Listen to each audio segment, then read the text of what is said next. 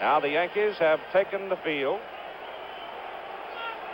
And the Yankee defense will line up this way. Out in left field, it'll be Lou Piniella. And in center field, it'll be the swift Mickey Rivers, who made a great throw from center field, short center field last night to get Steve Garvey at the plate, if you remember. And Reggie Jackson opens in right field tonight with a right-hander going for the Dodgers. He is hitting in the cleanup position. At third base, Greg Nettles, who played last night and will play tonight with a sore shoulder, but he had one great play and a heck of a throw to nail a base runner. At shortstop, Bucky Dent, who came out early today and took about an extra half an hour working at shortstop on handling the ground balls over there. At second base, Willie Randolph, who had the great offensive game last night. Over at first base for the New York Yankees, the steady man, Chris Chambliss. Behind the plate doing the catching will be the captain of the New York Yankees, Thurman Munson. And out on the mound, Catfish Hunter, the veteran right-hander with a record of 4-1 in World Series competition, all of it coming with the Oakland A's. Earlier tonight, Howard Cosell talked with Catfish Hunter about this special night for him. Jimmy, you're ready for tonight, A, physically, B, mentally and emotionally. Yes, I am. I think when I get out there, I'm too dumb to get scared. I just go out there and try to throw strikes. If I get beat, I get beat. If I win, I win. There's only, there's no tomorrow, nothing. You just go out there and do the best you can. Your whole career has been one in which you've always met the big challenge, won the big game. Do you have that inner feeling tonight that this will be a repeat? Well, I think when a pitcher walks out to the mound, after he throws the first strike, after he gets the first guy or second guy out, he relaxes and then he starts pitching his type of ball game. And your shoulder is sound? Well, I haven't thrown in a month hard, but just throwing on the side and everything, it feels good. Good luck to you. Thank you. Some earlier comments from James Catfish Hunter.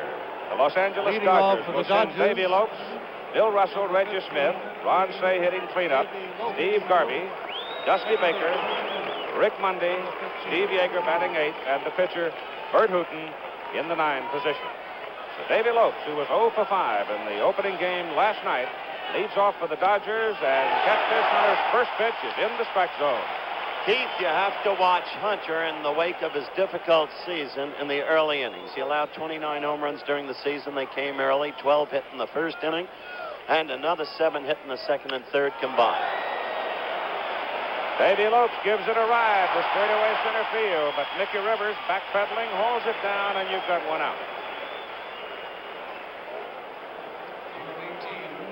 Lopes hit the ball fairly deep to center field, about 380 feet. Bill Russell, the Dodgers shortstop, 1 for 6 last night. With a triple, it produced a run for Los Angeles. Yankees winning in 12 innings last night by a score of 4-3. On the letters, on the inside corner, strike one. Tom Seaver working with us in this 1977 World Series, watching the work of Catfish Hunter as he delivers low this time. And what have you seen so far, Tom? Well, you're watching a masterwork. You really are, Keith. This is one of the finest pitchers, and like Howard said in the pregame show, in contemporary baseball. Sliders, sliders, sliders, and an off-speed slider there. Jimmy will throw you fastballs in off the plate. He tries not to throw that fastball in the strike zone. And he tries to make you hit his slider. Slider is his out pitch, and he tries to get it down and away from you. 2-1 count. And it is now 3-1 to Bill Russell, the Dodgers shortstop, with Reggie Smith on deck. And you'll see Reggie Smith swinging from the left side tonight. Russell hits it to left field for Piniella. Who's there? 2 down. Strategically, Tom, I think you'll agree this is the right kind of hitting lineup and the rightly dimensioned ballpark to bring the best out of Hunter. I would believe so, Howard. This is a big ballpark, a left center, of course. Cey and Garvey can hit the ball out to right center. They've got good power over there, and the only guy that really should give home run trouble to Catfish tonight is the man at the plate right now, Reggie Smith. He can hurt you from the left side. Good power as a left-hand hitter. He hit 27 of his 32 home runs from the left side this year. And he knocked in 72 of his 87 runs from the left side this year. So he is a much free swinger as a lefty. He's a much better hitter left-handed. He really is. Much more devastating hitter left-handed. Hunter going low and away on successive pitches. The count now 2 balls, no strikes with 2 out and nobody on. There's a strike. The fastball, and that one had a little pop in it.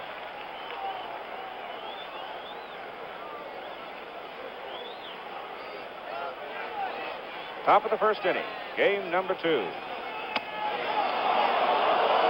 It is now 3-1. That looks like a strike, but it's not.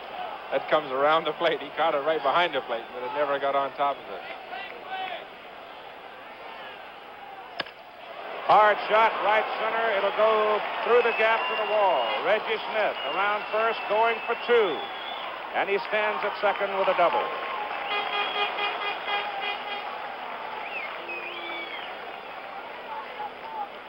So Reggie Smith, as we had suggested to you, a much tougher out from the left side of the plate. Now, Catfish Hunter will pitch to Ron Say, who was hitless in 3 trips last night. He had a sacrifice fly to drive in a run. On the year, the average a bit deceptive. He had 1 long slump, but he did nail 30 home runs. And he was very productive, and he came at the start of the season like a tornado. Smith, a big lead off second. Say takes, breaking pitch, strike. You have 2 out in the top of the first inning. Steve Garvey is on deck for the Dodgers.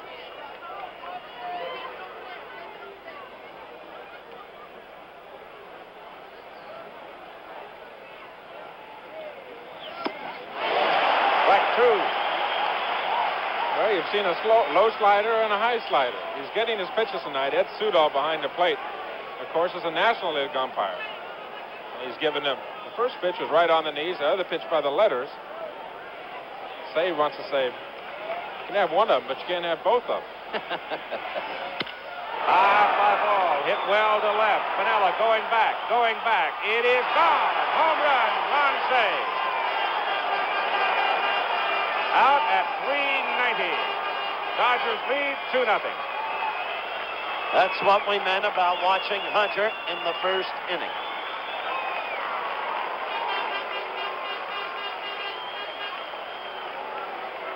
Keith, that's really a pitcher's mistake. He's 0-2. He had a low slider for a strike, a high slider for a strike, and now he's way ahead of the hitter. He threw the ball right down the middle of the plate. You cannot let Ronnie Say extend his arms, and that's a long way to hit the ball out there into the bullpen. That's a great shot we got, but no help from the wind. He hit that ball a long way. That's no excuse for that being 0-2 and then giving up a home run. And so the Dodgers tonight, like last night, have scored twice in the top of the first, and Steve Garvey up with a 1-strike count as Hunter comes inside to make it 1-1 to the Dodger first baseman. Reggie waving it out as he scored in front of Ron Say. Reggie Smith. Hunter is outside to Garvey. It's 2-1. And there's the man that delivered his second home run in postseason play. The other was a grand slam against the Phillies in the playoffs. Garvey hits it foul to the right, upstairs. Well, they accused the Dodgers of being down last night. No hustle or no chatter on the bench. They've come out smoking here tonight. Garvey was 1 for 4 last night. He had a bunt single. Hits it on the ground to Willie Randolph, the second baseman, and throws him out. The Dodgers, a double and a home run. And they take the lead in the top of the first inning, 2-0, with the Yankees coming up in the bottom of the first.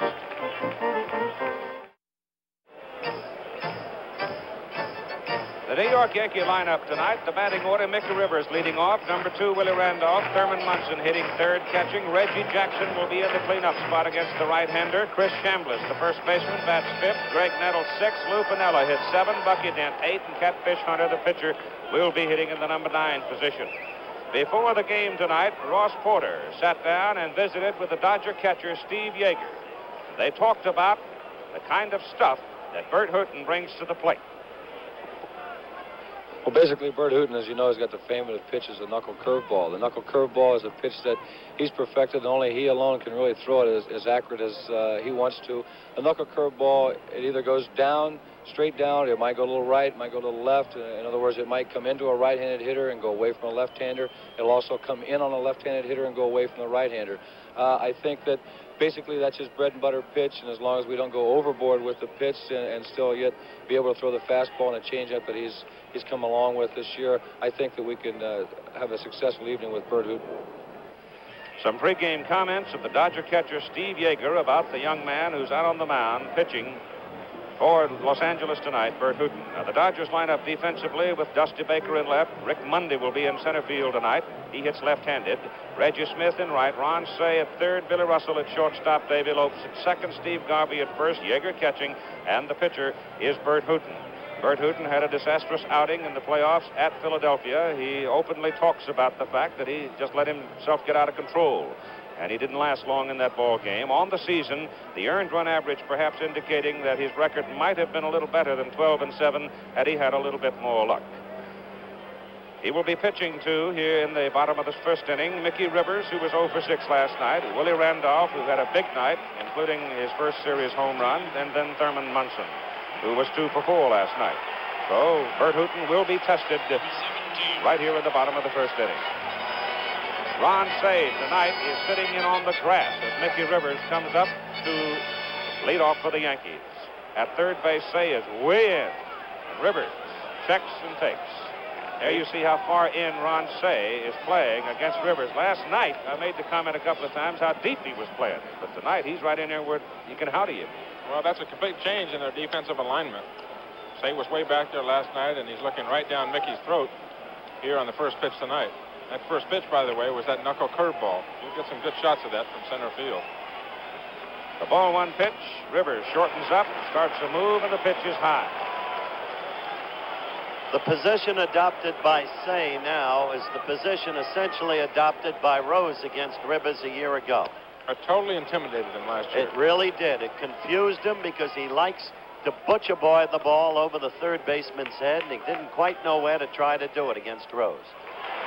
Ball is high and away, and it is count now of 3-1 to the leadoff man for the Yankees. And Rivers is a problem when he gets on base. Billy Martin will oftentimes let him go.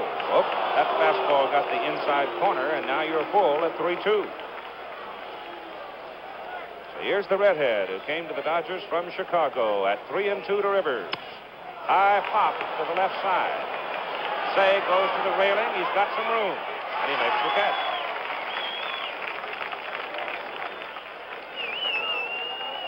That is a live picture, and obviously a major fire in a large building in the South Bronx region of New York City. That's a live picture, and obviously the fire department in the Bronx have their problems. My goodness, that's a huge place. That's the very area where President Carter trod just a few days ago. With one out now, the batter is Willie Randolph, swinging and missing for strike one. Hate to see that. 274 on the year. Had 4 homers.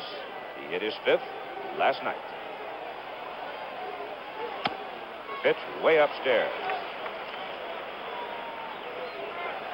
For Randolph, Cey is even with the bag at third. The outfield straight away. Tipped it, and it's a strike. So it's 1-2. Thurman Munson is in the on-deck circle, the Yankee catcher. He's gone. Randolph strikes out. Keith, I think the Yankees might have some trouble with the knuckleball here, and at least the knuckle curve in the first few innings. It's a different kind of pitch. It's a curveball that can go. It doesn't go the same way all the time. It'll go in. It'll go away from the hitter. You can't really tell which way it's going. Oh, now we got an argument. Look at this. Sudol and Billy Martin down in front of the Yankee dugout. Billy doesn't like that call. Sudol called Randolph out. Doesn't like it, obviously. He didn't waste any time getting out of there, did he? No, he came in a hurry. Well, he's just keyed up a tad, I'd say. With 2 out and nobody on for the Yankees in the bottom of the first inning, and the Dodgers leading 2-0 on Ron Cey's 2-run home run. Here is Thurman Munson.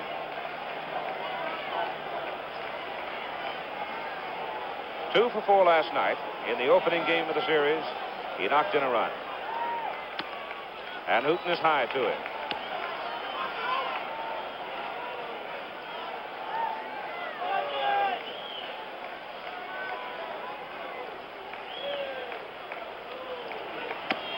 There's a strike, and it's 1-1. I was saying before, Keith, it may take them a while to get adjusted to this knuckle curveball. It's a different kind of pitch, and I think once they see it, if he goes through the lineup, once Hooton goes through the lineup once every hitter gets a look at it, it'll be a little bit easier. Doesn't look like Hooton wants to show it to him right now. He's going to the 2 outs and there's nobody on. He doesn't want to show him that knuckle curve. Count is now 1-2. Bert Hooton out of Texas. Foul ball to the left side. Dick Hauser coaching at third for the Yankees, throws it out. Bobby Cox, the coach at first for New York.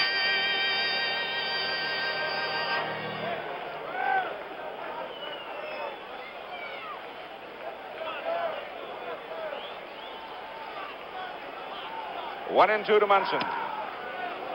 Ooh, close. 2-2 now. Bert, a 3-time All-America college player at the University of Texas, and a smile on the face right now of the Dodger skipper Tom Lasorda as he visits with Preston Gomez in the Dodger dugout. Again close, but it's 3-2.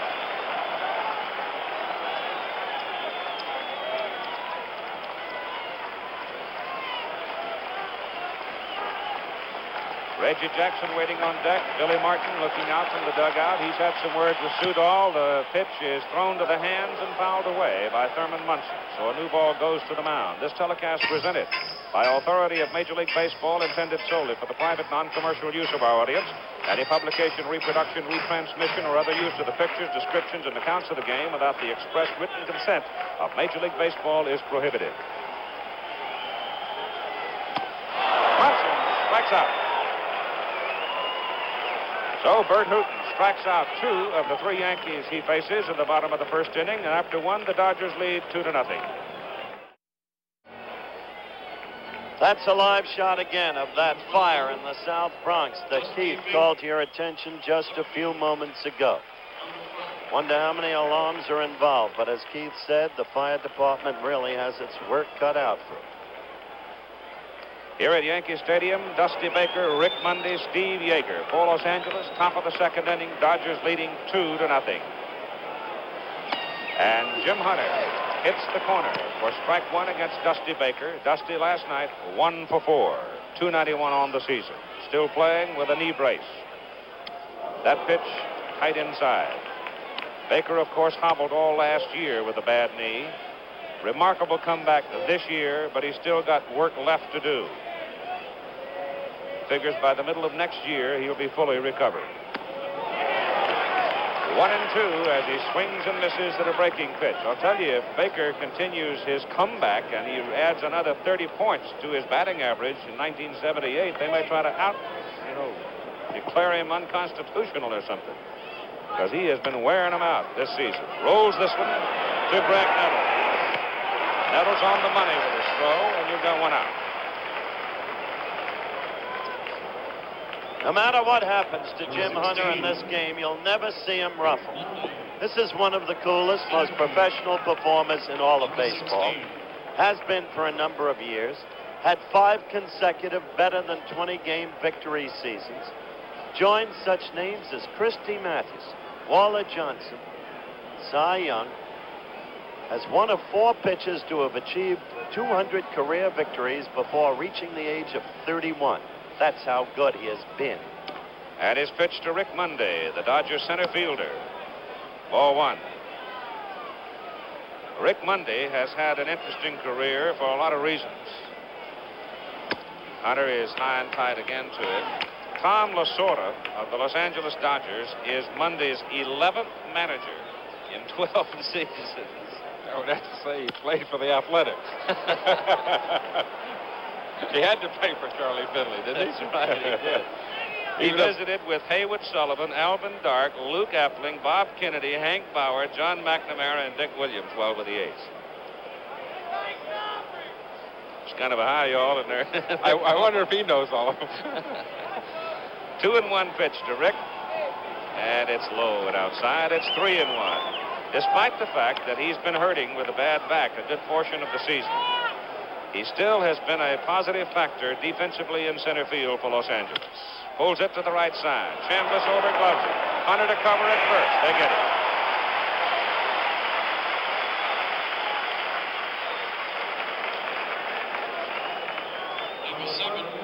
The work of a first baseman as he realized he had to go far to his left. Now, once Chambliss goes to the ball, he's entirely depending on the pitcher to come across to make the play, and Hunter was there in plenty of time. And that leads to the point. Last night, Tom Seaver emphasized what a superb all-around athlete Gullett is.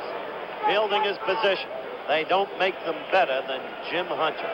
He's outstanding, very good. He and Gullett are two fine fielding pitchers. They become the 9th fielder on the field after they let the ball go.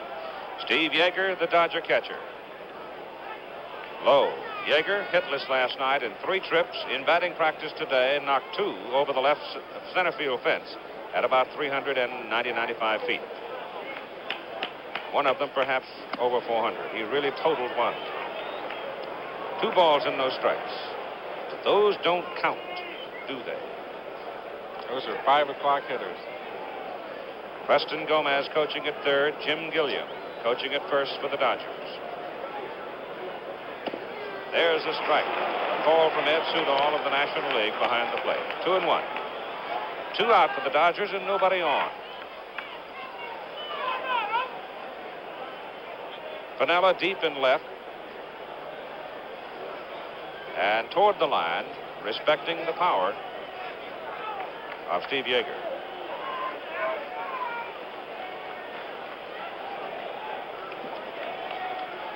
Foul.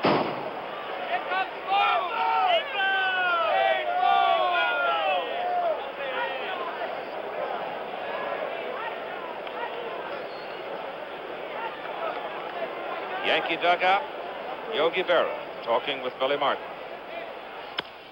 Yeager fouls it to the right side. Yankees last night in winning this opening game won their 100th World Series contest. 100.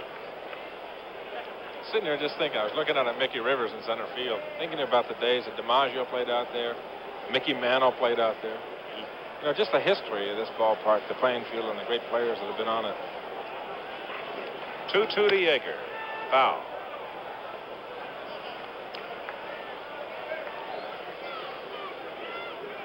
You were lucky, Howard, to grow up in New York City. See the Yankees, the great teams they had, the great players, the great rivalry between the Dodgers and the Yankees. I saw Greenberg and Gehrig play high school ball. Greenberg at James Monroe, Gehrig at Commerce. Is that 1908 you saw that, or what? What year? Yeager hits it high, hits it deep to left. Piniella goes to the wall. He jumps. Home run, Yeager. Piniella coming down hard, shaken. Dodgers lead 3-0.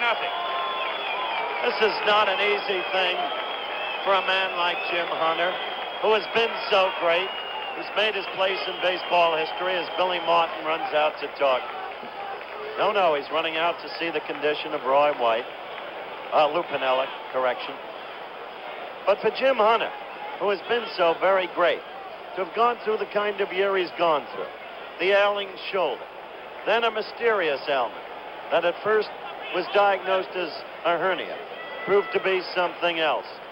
Time doesn't permit, nor with good taste, detailing the complications of his medical case. But now finally coming back to health, having not pitched since September 10th. A very difficult situation for him. As they check Piniella's health out there. Looked like Lou might have banged his head or neck. That's what the trainer is working on, both of them, Keith. That's padded, isn't it? It's padded, but he may have been up on the top of the fence. You can see him because he gave a good effort on the ball. Look at this again. Another pitching mistake, Tom would call it, right down the alley. That's right in the wheelhouse. Get it up, yep. Yeager is a big, strong man. You throw the ball right in his wheelhouse, he'll hit it out. He'll hit it 387 Now let's look feet. at Piniella here. Piniella. jammed himself into the wall. Well, he gave it all he had. Looks like going back there was something hanging over their edge, but he didn't hit that. He just sort of jammed himself against the wall and, yep, hurt his neck and shoulder. But he stays. He's durable. So Lou Piniella shakes it off and remains in left field as Yeager hits the home run to give the Los Angeles Dodgers a 3-0 lead, and the ball was well back into the seats. Now here is Bert Hooton facing Jim Hunter, taking a strike. And Tom Seaver can define the hitting abilities of Mr. Bert Hooton.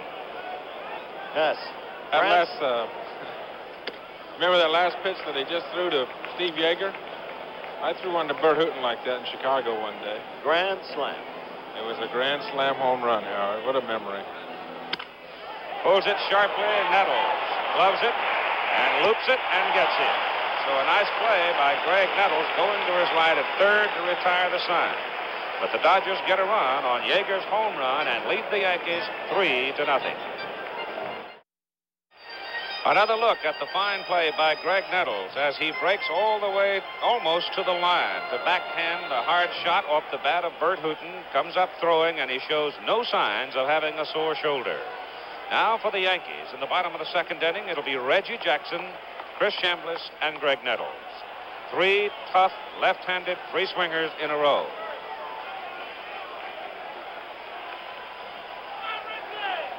Reggie Jackson, since he was put into the cleanup spot by manager Billy Martin, came alive and finished very strong.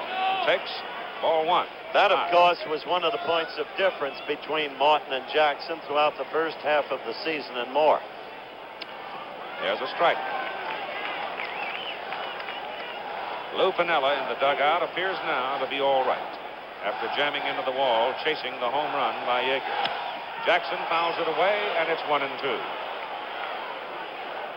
The Yankees started the season, many of you will remember, with a lineup drawn out of a hat after they had slumped in the early going to a 2-8 record.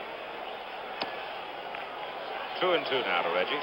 So at that point, it wasn't a matter of pride and self-respect to Reggie, really, where he batted. But it is overall, and he wanted to bat fourth from the beginning of the season on. It is now 3-2. Reggie Jackson. Defensively, the Dodgers shifted well to the right. Bill Russell is almost back behind second base. And Jackson hits it high in the air to the left side. There will be no play there for Ron Cey as he goes in for a look and in the crowd.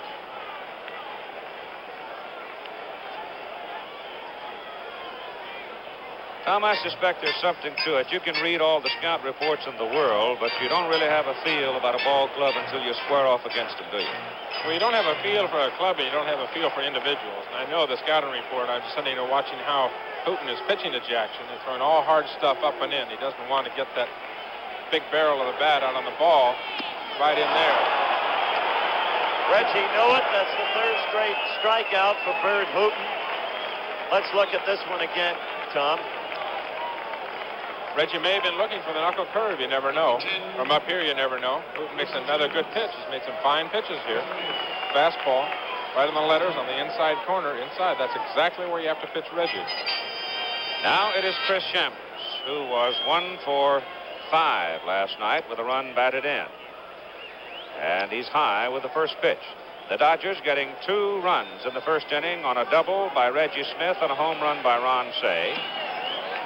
That's a strike. And the count is 1-1 to Chambliss. In the bottom of the first inning, the Yankees retired in order.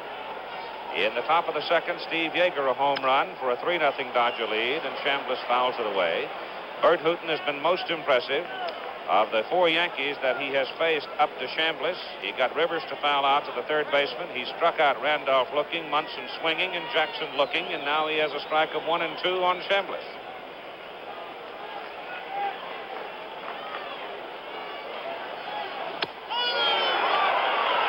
Oh, boy. Oh, he is sharp tonight so far, I'll tell you that. 4 strikeouts in a row. The look of a hot pitcher. And the Yankee batters looking like they don't know quite what they're looking for or at. 4 strikeouts, and the last 2 have been fastballs, too. I think they've got to be sitting on that knuckle curve. They're just they just haven't seen it. They don't know what it looks like, and they want to get a good look at it, and they're just guessing wrong. It's a knuckle curve right there. That's what it looks like. Makes me wonder about your gift of prophecy, considering the fact that you ventured the suggestion that it's outside ball. Tommy John should have been the starting pitcher. Although it's early in the game, Tom. I was right on top of that one, wasn't I? Swing and a miss by Nettles. It is 2 balls and 1 strike. This program, an exclusive presentation of ABC Sports. Let's pause 5 seconds to allow our local stations to identify themselves.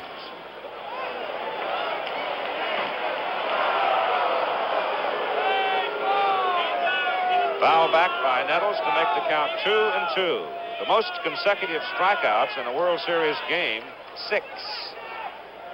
News item, Keith. I've just had word that that fire we've shown in the South Bronx, first the pitch, fouled off. That fire in the South Bronx, fortunately, no lives in danger. It's an abandoned apartment building, and the problem is to get the fire out and prevent it from spreading, of course, but at least no lives in danger. That's good news. 2-2 for the Yankee third baseman. Sharply hit. Lopes flags it. The Yankees are gone. Bert Hooton has retired 6 in order. And after 2 complete innings of play, the Dodgers lead 3-0. The Dodgers 3 runs on 3 hits, 2 of them home runs, the other a double. They lead 3-0. We go to the top of the 3rd inning, the top of the Dodger batting order as you look down on Yankee Stadium, a gleaming in the Bronx on a very cool evening, but still quite pleasant. Comfortable for the pitcher. And Jim Hunter comes to Lopes for a strike. Lopes hit the ball well his first time up to center field. Let's see if Hunter can settle down. Called second strike. Hunter was rocked early last year in World Series Game 2 on a Sunday night. It was cold in Cincinnati. The Reds burst to a 3-0 lead, getting 3 in the second. Then the Catfish settled down. Foul ball. Count continues, 2 strikes. He did lose that game 4-3 in the bottom of the 9th, but overall it was a good pitching effort. Over the pitcher's head, Randolph in a hurry. Lopes can fly, throws, gets him. Good play by Randolph. Lopes could get down that line as good as anybody from the right side. Watch the speed of Lopes. He's out of the box and gone, just as Tom said, as quickly as anybody. Randolph makes a good play in here. Gets a big hop, comes up. Good throw, half a step. Batter now, Bill Russell. Fly ball to left field. First time up. Hits this one. That'll be trapped by Piniella. And Russell is aboard with a single. Good play by Piniella. Good act by Piniella. Yeah, he came up begging right there. Right. Sometimes you get him, you never That's know. Right. A little theatrics will help in the outfield once in a while. So Bill Russell's on at first base with 1 out. Reggie Smith, who doubled and scored ahead of Say's home run, now at the plate. 3 for 16, as you see, in the National League Championship Series. But from the left side, don't get careless. He'll lose it. Ball 1.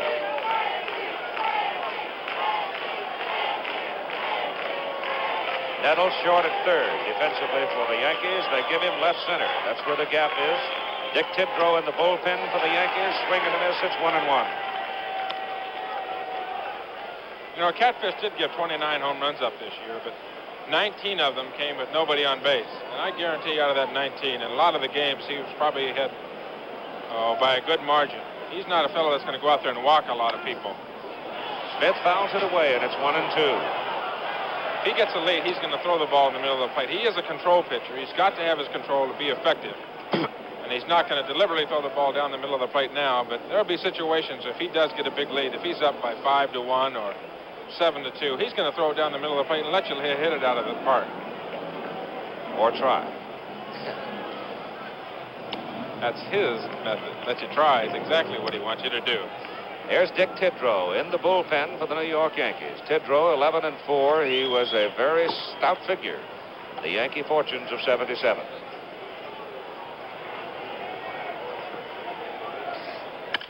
High fly ball hit deep to right center field, way back out. That was a monster. It really was. And so Billy Martin will have no choice now.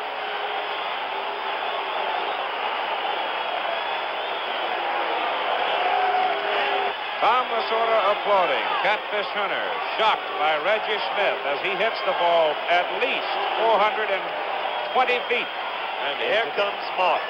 Deep right center field seats the third home run of the ball game for the Los Angeles Dodgers. They lead 5-0, and Billy's at the mound. Well, there's a real strong left-hand hitter right there. He got the ball down, boom, got right underneath the ball. Reggie knew it was gone, too. Mickey Rivers knew it was gone. That's a long way out there. Reggie's played here, of course, in the American League. That's a long way to hit a baseball. 3 home runs in 3 innings, 5-0 already. Billy's in trouble. The Yankees got to really pull themselves up and get back in the ball game. The new pitcher for the New York Yankees, right-hander Dick Tidrow, out of Kansas City, Missouri, is home now. Tidrow in his second World Series. Finished the 1977 season with an 11-4 record. He appeared in 49 ball games. He saved 5. He pitched twice in the American League Championship Series, 6 2/3 innings. In game number 1, allowed 5 hits and 3 runs. In game number 4, he pitched a third of an inning. He allowed 1 hit and he walked 1. Dick Tidrow, the middleman or the long relief man for the New York Yankees. Billy Martin has been rolling 7s as the Yankee manager, no question about it. He managed a perfect game in the final effort against Kansas City that brought the American League pennant. He managed brilliantly last night. Paul Blair came through for him after he benched Reggie in right field for Blair's defensive abilities, and Blair for the second time in a row came through offensively. So tonight, when he started Jim Catfish Hunter, there was a half expectation that the dice would continue to go for him. They didn't. A sad thing to see what happened to Jim Hunter tonight in view of all of his years of greatness, and the hope has to be, because he is still certainly young enough, that he will come back to that form next year. But in the meantime, the Dodgers have amassed a huge lead, and I might say we told it like it was, or at least suggested it before it ever was, when we advised you to watch what happened to Hunter in the early innings. So Jim Hunter is out of the ball game. Dick Tidrow is in to pitch to Ron Cey, the Dodger third baseman who hit a home run for 2 runs in the top of the first inning. All the home runs were hit off Jim Hunter on 2-strike counts, too, I might add. 5-0 Los Angeles. That is outside. It's 1-1. On Saturday at 12:30 Eastern Time, college football. Texas and Arkansas, a pair of undefeated teams. The Longhorns beat Oklahoma last Saturday. Arkansas rested, both of them undefeated. It's another one of those old-fashioned country hoedowns in Fayetteville. And Texas better not come in feeling too comfortable about their posture, because the Razorbacks are coming back. It'll be at 12:30 Eastern Time. 2-1 now to Ron Cey. And Roddy hits it high in the air to the right side. Thurman Munson almost lost it, ran it down.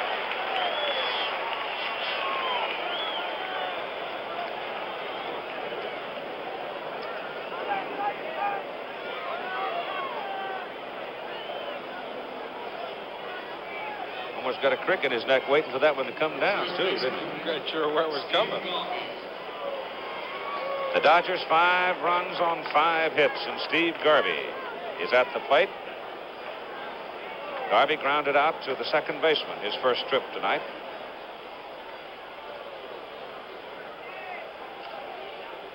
Two out. The 2 pitchers so far in the ball game. All zeros, unless you concern yourself with innings and strikeouts for Hooten. For Hunter, he's gone. What the Yankees need now, Keith, is for Tidrow to come in here and do the same kind of job that Mike Torres did in the last game in Kansas City. He's got to hold the Dodgers, give Billy Martin and other players time to do something. Hold him right there at 5 runs. Let him pick away. Get 2 runs, 1 inning. Get a run here, get a run there. Let him get close. Torres did a great job Sunday against the Royals after the Royals had jumped out to a lead and held him close. That's what kind of job he's got to do here against the Dodgers. He's now 2-2 with Steve Garvey. The temperature in the middle 50s at this time. That's a comparable temperature, I guess, for everybody. Certainly for a pitcher. Inside. It is nice for everybody. It's good pitching weather, and it's not bad to hit either. You get down in the 40s, that bat gets a little bit cold. Now, wait a minute. Who's that? Is that my pass to the game tonight? I left that guy tickets. Look at that. Broken bat roller up the middle. Bucky Dent coming across, bounces it over to Chris Chambliss. Not in time. Garvey legs it out. Base hit number 6 for the Dodgers. Dent had a long way to go, as you can see, cut across in front of Willie Randolph. But by the time he was in position to throw, Garvey was on the bag, and Bucky could get nothing on the throw to the first baseman. And so Steve is on with Dusty Baker at the plate. Baker out 3rd to 1st, first time tonight. Dodgers batting in the top of the 3rd inning and leading 5-0. Garvey going. Baker swings and misses. Munson's throw. He's out of there.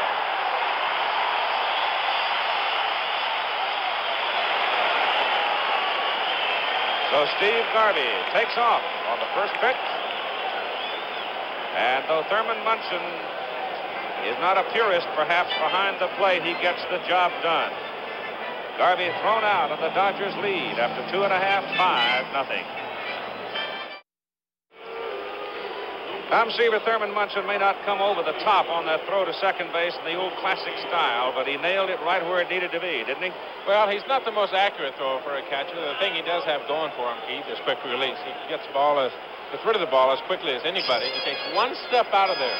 He steps with his left foot, throws almost 3/4, and the ball will sail down to second base.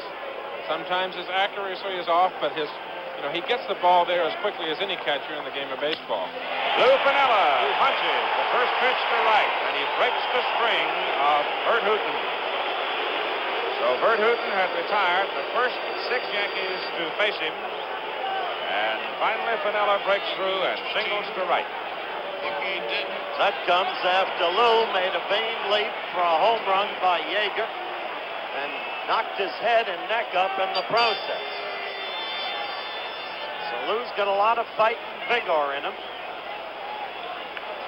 Here's Bucky Dent now, the Yankee shortstop, 2 for 5 last night in the opening game of the '77 World Series, and Hooton is low, and there was your knuckle curve. It seemed to break down sharply.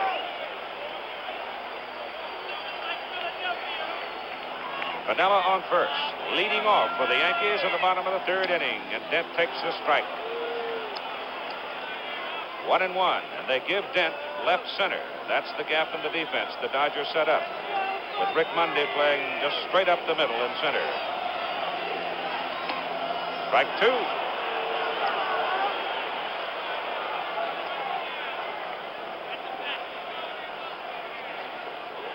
The Dodgers with 3 home runs. The Yankees getting their first hit, a single to right by Piniella. Dent strikes out. Snap throw to first, not in time.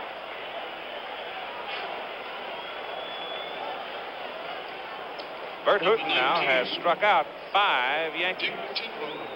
He's really throwing well tonight, Keith. Got a good knuckle curveball, and the other guys that he's striking out, they're sitting on the curveball. Throwing a fastball right by him. Base hit was a check swing to right field still. That's true, but I go back to what you said earlier on. This is the first time around. We'll have to see what the Yankees do against him as they get more accustomed to his pace. Dick Tidrow swings and misses. I caught that one, Howard. You did, huh? Yes, I got that one. Of course.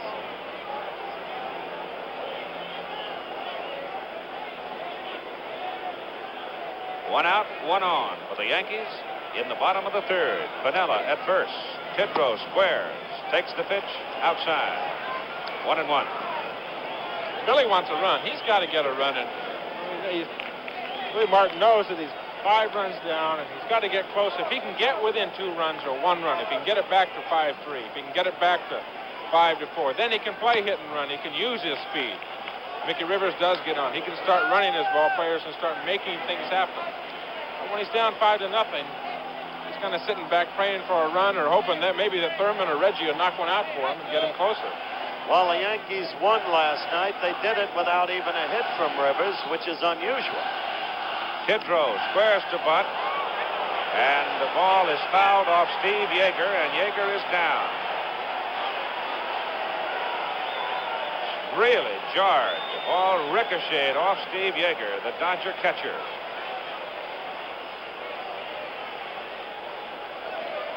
Oh, that hurts. Bill Beulah, the trainer, Tom Lasorda, out there in a hurry as Yeager went right down immediately. Ball just fouled, and it came ricocheting right back into Steve Yeager.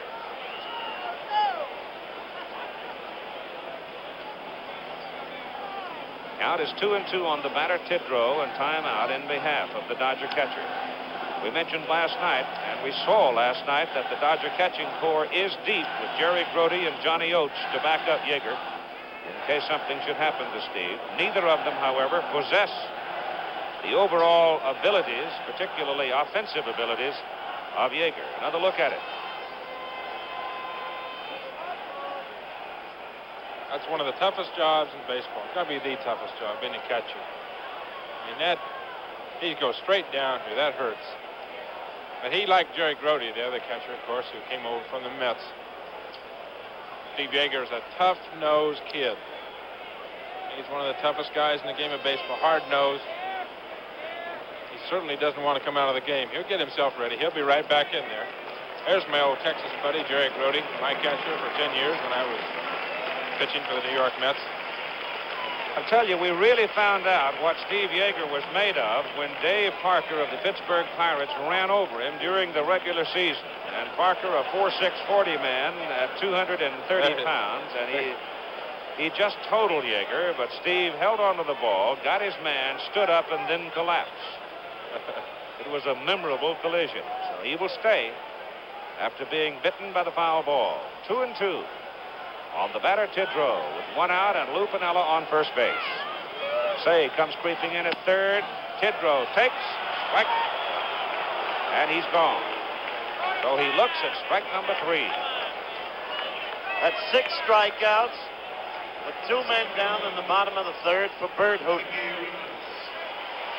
A second look at Hooton for Mickey Rivers. Let's see if Mickey can get on track. As always, he's the key to the Yankee ball club under average circumstances. Fouled out to the third baseman, Say, his first time at the plate. Hooton comes inside, and Say defensively again is on the grass at third base.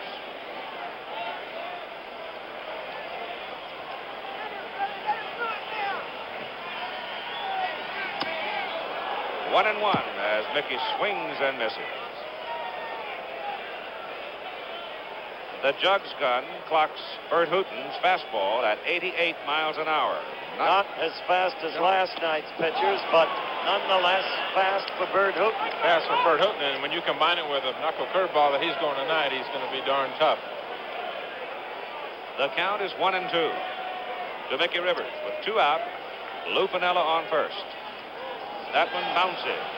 And again, ricochets off Steve Yeager, but he took that one on the chest protector. I went down before the game. I was yakking with Bert in the Dodger dugout, asking him about his knuckle curveball. He says he'll throw it 30 to 50% of the time, depending on the ball game. And I think you'll see it a little bit more now. He did try not to throw it too much, I don't think, on that first go-through through the Yankee lineup. But now I think situations he's going to cut that curveball on him. And it's fouled away.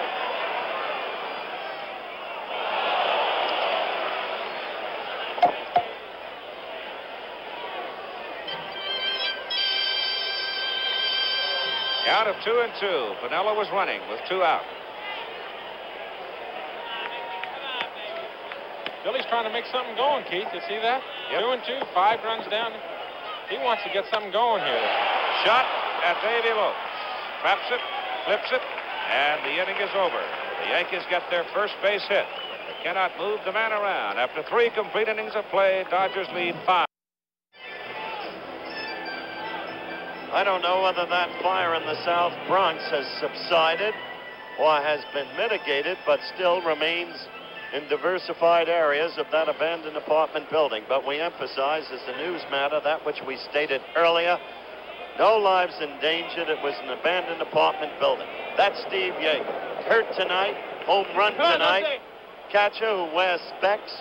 Once they didn't think major leaguers could play with glasses, but in the 1920s, a fellow named Specs DePorcer and a pitcher named Lee Meadows changed the whole scheme of things. After that, glasses were acceptable for major league ball players. Dusty Baker is at the plate, Rick Mundy on deck, and Steve Yeager to follow. For the Dodgers, on the mound, it is Dick Tidrow. Ball one. This is an ideal lineup for Tidrow to face, too. Sweeping right-handed pitcher. 2-0 as the pitch is low and away. Dodgers a team of right-handed power, essentially. Richie Smith, the big left-hand threat. Foul ball, left side.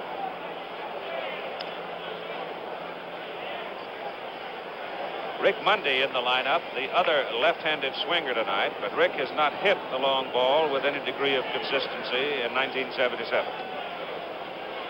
Primarily because he's played a good deal of the year in pain. That comes apart. It's a high fly ball in the short center. Rivers comes in a hurry. Wow. Without the speed of Rivers, it dropped. Oh, he came a long way for that ball. He did, and it was one of those I want to be traded catches by Mickey. He kept looking at Bucky Dent. He was hesitating himself. Finally got there just in time to make the catch. There's a lot of people in this park, Howard. A lot of times the verbal communication on the field is non-existent, and he dropped his head. He had to look down to see where Denton was coming out in the outfield. He came a long way for that ball. Rick Mundy at .230 this season, obviously not indicative of his major league career. And the pitch from Tidrow is a fastball outside to Mundy here in the top of the fourth inning. The Dodgers on top by a score of 5-0. You've already mentioned Rick's back problem. A difficult year for him. There's a strike. It's kind of funny to walk in the clubhouse and see him hanging upside down, but he's done a lot of that because it is a manner of effecting relief. Popped high in the air, left side. It'll come out of play. There's the bat of Dusty Baker that came apart on the fly ball to short center field. And it was the point of a bat broken just like that ran into Yeager's neck. At San Diego last year. Frightening moment. 1 ball, 2 strikes to Mundy. Up the middle it goes, base hit.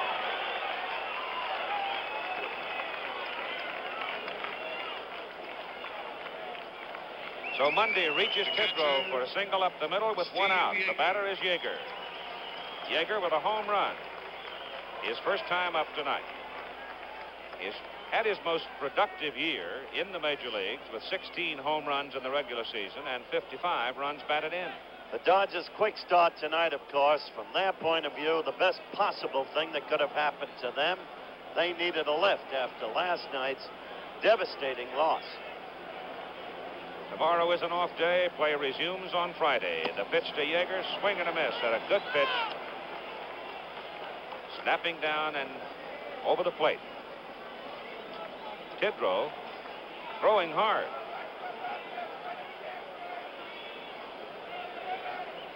The pitchers on Friday night. 8 o'clock Eastern time, Tommy John for the Dodgers. Ron Guidry for the Yankees. Yeager check swing down the right field line. Fair ball. Mundy turns second, heads for third. Yeager holds at first. And a check swing single down the right field line. Sends Mundy around the scoring position. Yeager is 2 for 2. Hit just far enough, Tom. Had Chris not been holding the bag against the runner, had he been in normal position, he, of course, would have had it. Had a shot at it, yeah. And the Dodgers peck away now at Dick Tidrow with 1 out. Hooten, the pitcher, comes to the plate. He looks, as he comes to the plate, for a long time at Preston Gomez, the third base coach. There it is in plain, simple, printed English. Thanks, guys. It's nice to be reminded. Thank you. It didn't go out of the park. It stayed with the bleacher bums in left field. You were young in '72. You could throw hard then. Now I'm 77. I'm old like that.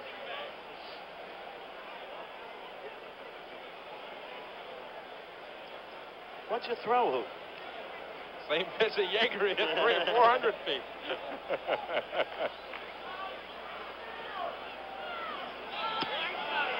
They've got Monday hung up. And he's out.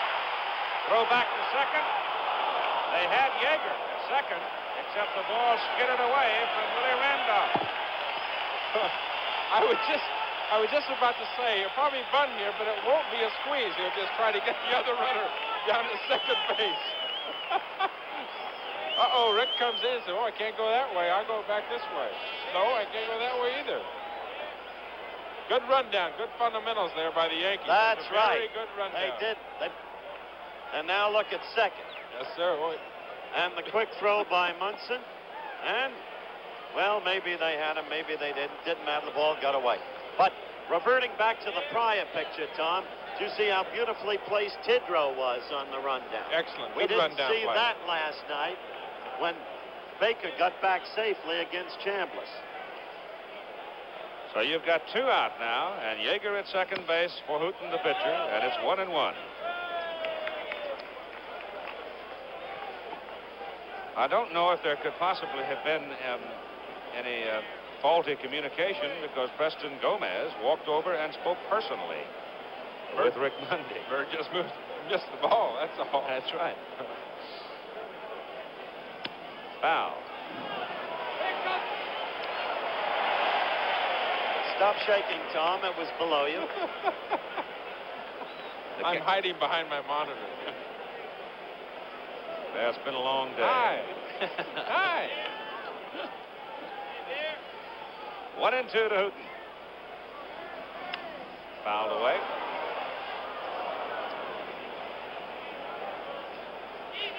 Dodgers 2 in the first on Say's 2-run homer following Reggie Smith's double. Yeager a home run in the second.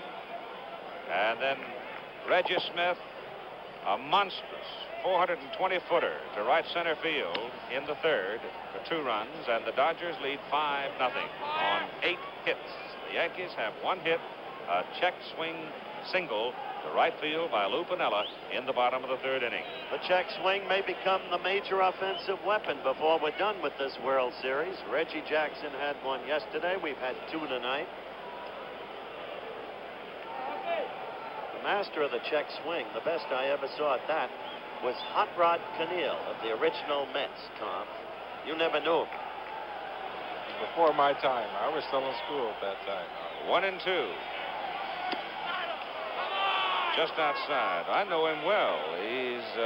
He's the starter at the Bel Air Golf Club. Yeah. Right. You can see Rick Monday accepting ministration to his left ankle, it looks like, in the Dodger dugout. Might have twisted as he stopped suddenly and getting caught in the rundown. Hooton's fouled off about, what, 6 balls now? He's throwing about 10 pitches to him. Guys in the dugout will say, hit it between the lines. Come on. The count is 2-2 with 2 out and Steve Yeager at second base. In the top of the 4th inning.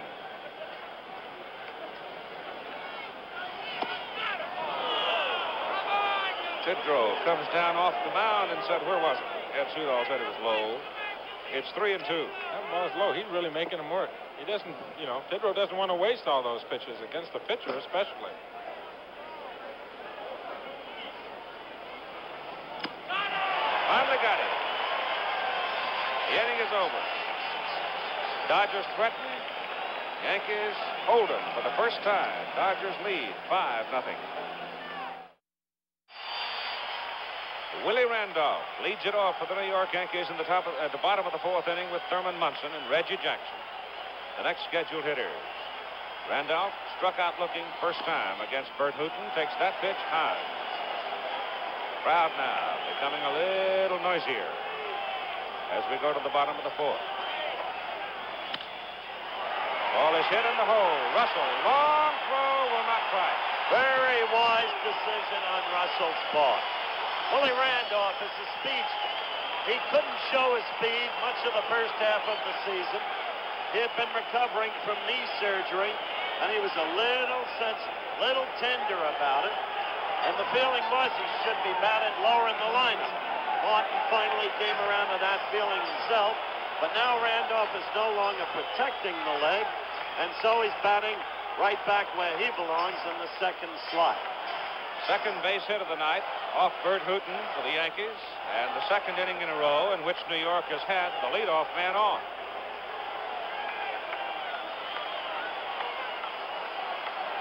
Thurman Munson. It gets a lot tougher with people on base.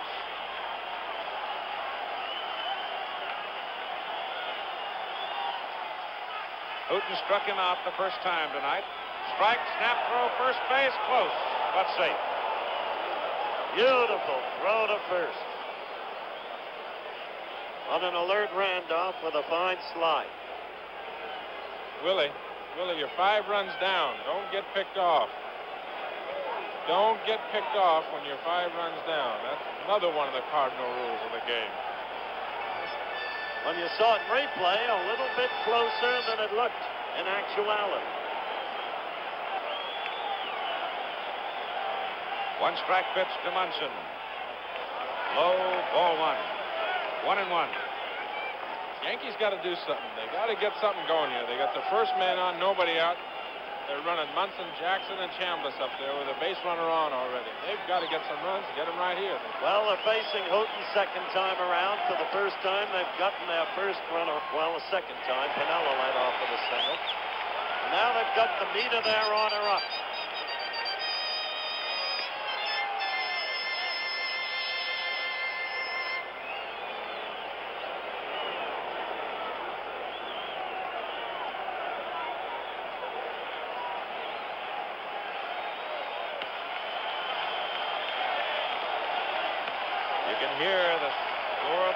Building. The pitch to Munson. Hit on the ground into center field for a base hit. Randolph turns second. He'll go to third. And so the Yankees come up with back-to-back singles in the bottom of the 4th inning. Their first threat of the night.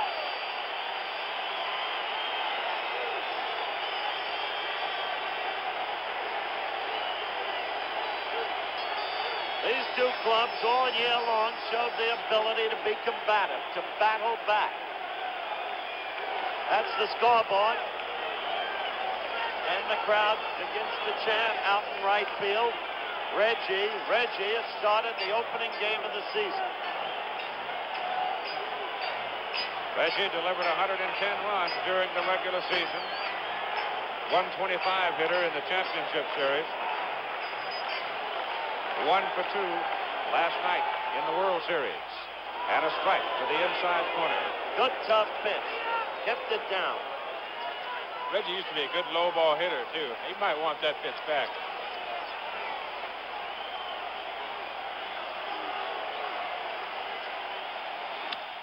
Sharp to first base. Fair ball. Over to second one. Back to first. They've got a double play. And Willie Randolph canters home from third for the first one of the night for New York. 3-6-3 double play, giving the run as Randolph scored from third, and it's now 5-1. That takes a lot of wind out of people's sails right there, Keith. That was a fine defensive play by Garvey. It was. Reggie hit that ball. He hit that ball hard. That ball goes all the way to the corner. It might score 2 runs. Certainly he was going to score 1. Reggie get a double out of it. Chambliss hits it sharply at Russell. Bill throws him out. And the inning is over. But New York gets on the scoreboard. After 4 complete innings of play now, it's 5-1 Dodgers. Just behind that fellow with the cap on, if he'll just bob his head a tad, we'll have a look at the man who bosses the Cincinnati Reds, Sparky Anderson. The man who made a pitcher out of Tom Seaver. I'm up here, boss. I'm right up above you. The Squire of Thousand Oaks. That's what's happened in the ball game to this point. You see the Dodgers' third inning. That home run by Reggie Smith was a tape measure job. In the fourth, the Yankees finally get on the board. What might have been the situation as Jackson's ball was pulled down. There's Sparky. Hey, Spark. I was over talking to Sparky this morning, having a cup of coffee, talking about what the Dodgers had to do today. He felt the Dodgers had to go right after it. Start swinging the bat and do a little running on the bases. Here's a man that can do both, Davy Lopes. Shortened up and woke up Greg Nettles at third base as Greg came charging in on the grass. And Lopes pulled it away and took it, or else he missed it for strike one. Looked like he pulled it away. Hitless in 2 trips tonight. Russell and Reggie Smith to follow. It's a little low outside, and it's 1-1 to Davy Lopes. And he wants to do baseball. Ed Sudol having a look. Oh, says all right. Want to talk about the gopher balls or the hot balls of the ricochet balls and whatever it is you pitchers have decided to call them in 1977, Tom? Is it a hot ball? A rocket ball. Rabbit ball.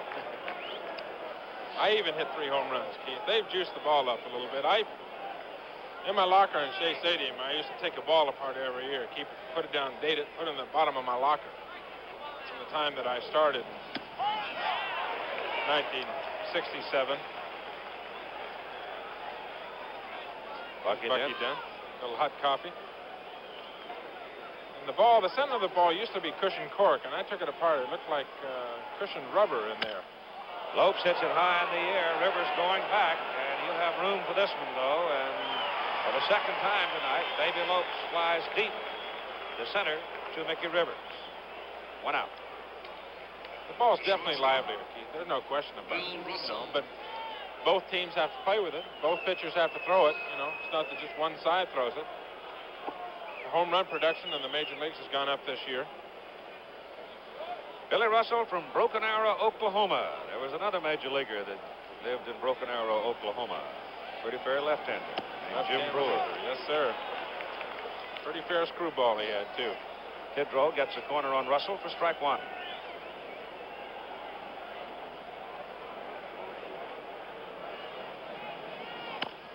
Foul ball, strike 2.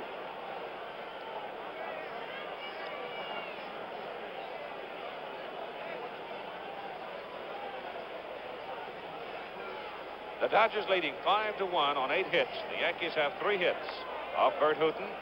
Dick Tidrow on the mound came on in the 3rd inning after Jim Hunter traveled 2 1/3, gave 5 earned runs on 5 hits. Pulled to the hole, Nettles cuts it off. Greg throws and gets him. 2 down. Tidrow's doing a good job. Came in here, they're 5 runs down. It's 5-1 now. He's done a good job in holding the Dodgers. That's what he's got to do. Again, I reiterate, he's got to hold them close and let Billy think of something. Another ABC News special tomorrow. We'll be bringing you live the President's News Conference, 10:30 a.m. Eastern, 9:30 Central, 7:30 Pacific. First time Reggie Smith has faced Dick Tidrow. He fouls it away. Strike 1. Smith has hit a double and hit a home run. And he's 2 for 2 and scored twice. Pulls it on the ground to Chambliss. Gravy bounce for Chris. He'll make the play himself. Tidrow gets him in order. So after 4.5 innings of play in game number 2 of the 1977 World Series, it's 5-1 Dodgers. And now a message on behalf of Major League Baseball.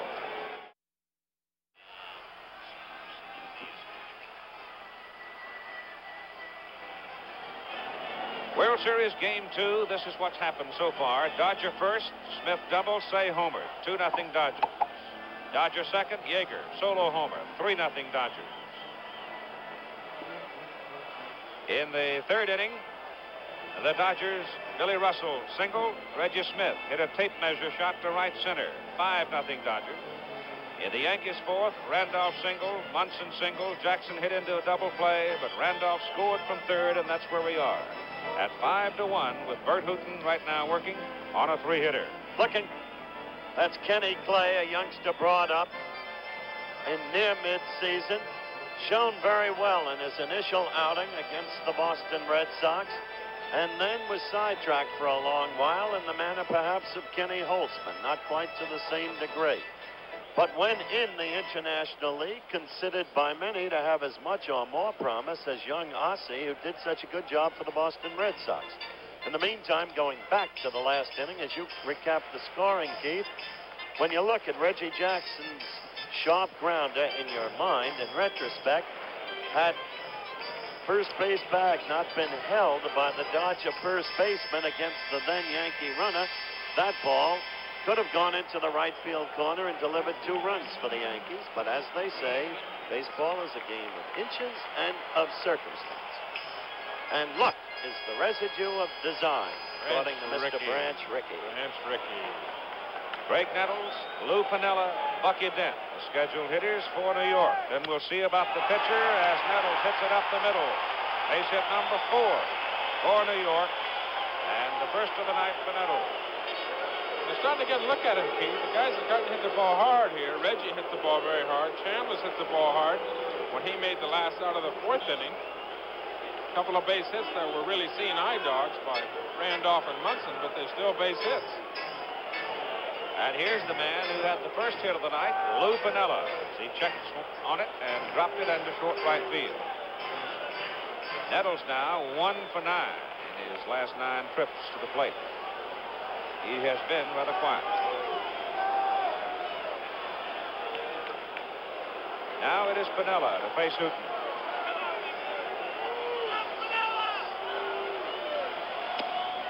Swings late and misses. That was a rusty gate.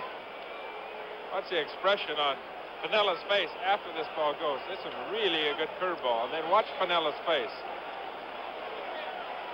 Ooh, he says that's a good curveball. On the ground to Russell, to Lopes for 1, that's all. The force at second on Nettles. Piniella aboard on a fielder's choice.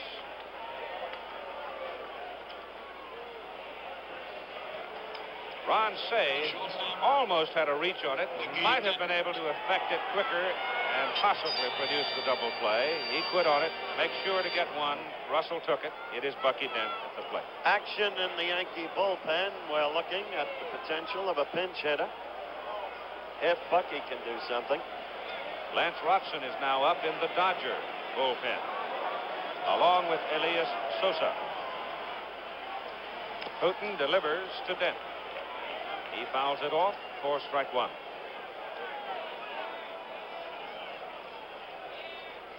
There's the Dodger pen.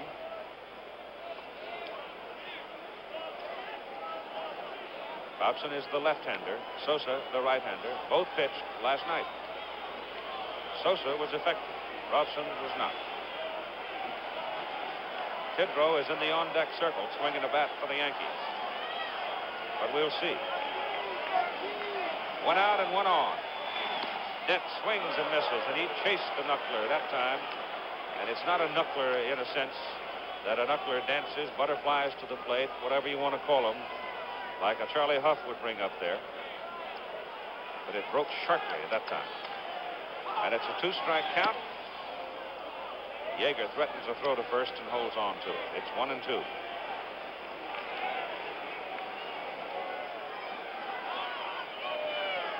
There's Tidrow on deck. Hit to the right side for a base hit. Reggie Smith plays it in, and Piniella holds at second base. So Dent moves him along. And now Tidrow is called away. Dent went to right field with that ball very well, and this is exactly what Billy wants. Nice to get the base hit from the 8th man in the lineup. That really helps him out. That is George Seaver, a switch hitter on deck. Seaver, an infielder, left-handed, hit .275 in 40 trips to the plate as a left-handed batter. He's a youngster. You look at some stats, looking in the record book there. Bird had 31 starts this year. Only had 6 complete games, so you're not going to look for him to go 9 innings tonight, and he's in trouble here. trouble here in the bottom of the 5th inning. I guess we'll get Kenny Clay, that youngster you just saw in the bullpen, the only man working out. In the meantime, young Seaver surprised a lot of people with his hitting during the course of the year. Hooten may be a problem for him. He'll be looking at him for the first time. Clearly, Tom Seaver was right when he suggested first time around that as the Yankees got accustomed to Hooten, they would begin to hit him, because they're doing just that now. Note the average for Seaver. And for a frail-looking fellow, he's got pretty good power. He had 3 home runs and 10 runs batted in his 65 at-bats. Lives in Orange, California. So with 2 on and 1 out, the pitch to Seaver is high and away for ball 1. So now anxiety begins to grow a little in the Dodger dugout, and that brings pitching coach Red Adams up and out and on the way to the mound to talk. Little talk to settle him down, hopefully, but they vividly remember what happened last Friday in Philadelphia. When Christensen, the Philadelphia pitcher, was up, Hooten had him 1 ball, 2 strikes, thought he struck him out, got an adverse call from the umpire. Then Hooten walked Christensen, walked the next 3 men, and before you knew it, the Phils had overtaken a 2-0 Dodger lead and were ahead 3-2, and Hooten was gone. In our pregame show, that's exactly what Hooten talked about, as he told Ross Porter that he had learned a lot from that game, most particularly not to let his emotions run away from him. Let's see what happens to him here. With 1 out, Vanilla at second base, Bucky Dent at first, George Seaver at the plate. That pitch is high. It's 2 balls and no strikes. And the crowd now begins to come alive. A very responsive gathering of some 56,000 plus here at Yankee Stadium. That quiets him just for a second at least. It's now 2-1 on an 88-mile-an-hour fastball from Bert Hooten. The point is, and Tom has made it, for the Yankees to get back into the ball game, they must capitalize. They must peck away and make it a close game. They can't waste these hits. Foul at the plate, and it's 2-2. The crowd, to be precise, 56,691, which means the first 2 games of the World Series have drawn 113,359. Mickey Rivers, the man waiting on deck. 2 on, 1 out for the Yankees. Their first real threat of the ball game. First major threat. Strike 3 called. George Seaver caught looking at a red-hot fastball on the inside corner. All fastballs. Went with his fastball. He really crossed Seaver up. I tell you, when Hooten gets in trouble, he starts throwing his curveball high. When he was getting his strikeouts earlier, when he was throwing the knuckle curveball, he was getting it down in the strike zone. But when he hangs that thing, he's going to get in trouble. There, he had a pinch hitter up, didn't fool around, went right with his fastball. He has now struck out 7 in the ball game, and he comes high and away to Mickey Rivers. All right, here's the key right here in the Yankee ball club. Mickey Rivers, 9 hits in the series against Kansas City. They haven't exploded in this series, even though they won yesterday. Foul. And the reason, as you know, Tommy, is the Dodgers have thus far contained Rivers. He's been to the plate 7 times, doesn't have a base hit yet. Well, listen, don't think that the Dodgers don't know that. I mean, the Yankees won last night, and Mickey Rivers didn't get a hit. Now, the Dodgers are going to have to contend with Mickey Rivers when he is hitting, and it's going to be even more difficult for them to win. High, 2-1. 2 out and 2 on. They need a hit here. They got men on. They've got to score in this inning. Padella at second. Dent at first. 2 down. Rivers high in the air. Might be a play for Yeager. Not quite. Second row.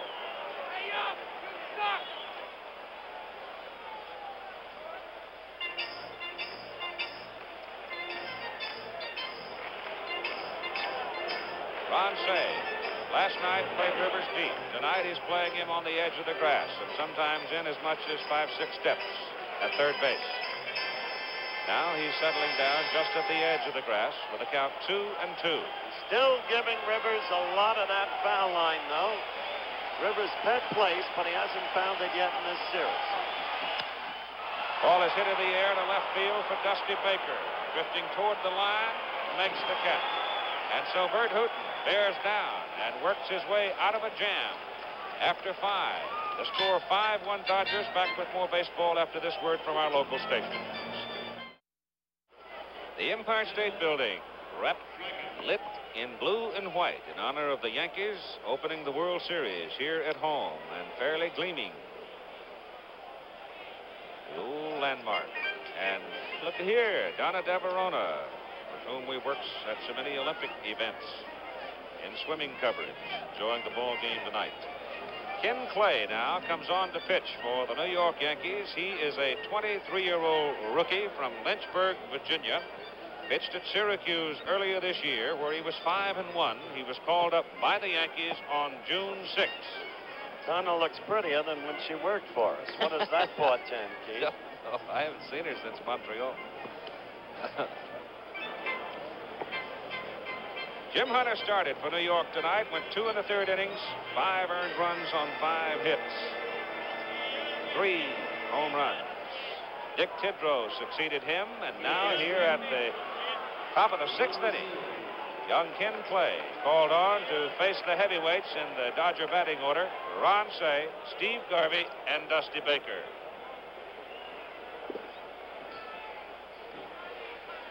Clay, the Yankees' #2 selection in 1972 June free agent draft. Started West Haven, went to Syracuse, and stayed at Syracuse until called up by the big club.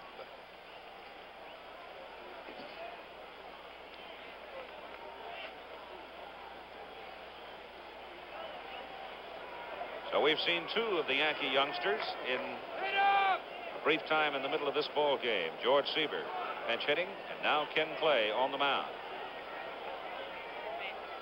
And Cey takes fastball low.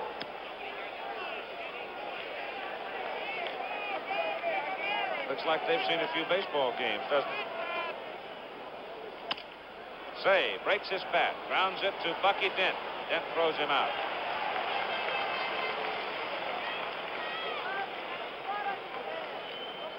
First baseman. I got collared by a fellow the other night who wanted to know why they don't package bleacher seats during the season so they could get on record as season ticket buyers. That way they'd have a shot at getting some World Series tickets. What makes you think it's a bad idea? I don't think it's a bad idea. First time I'd heard it. 1 away for Steve Garvey. A single in 2 trips tonight. Hits it to the right side. Chambliss backhands it. Clay covers, and they get him. Good play. Cued the ball to the right side. A lot of spin on it. With that big pillow that Chambliss has over there, he handled it without any great difficulty, though it did require some quickness on Chris's part to get to it. Now, Dusty Baker. Baker, for months, worked 6 hours a day, 5 days a week at Dodger Stadium, spent the weekends at a health spa, working on that leg to get it in shape. Took the cast off of it. Started working with weights, and here he is, having had a remarkable season. 2 out now, the bases are empty. And Clay is 1-1 as he hits the strike zone with that fastball for strike 1.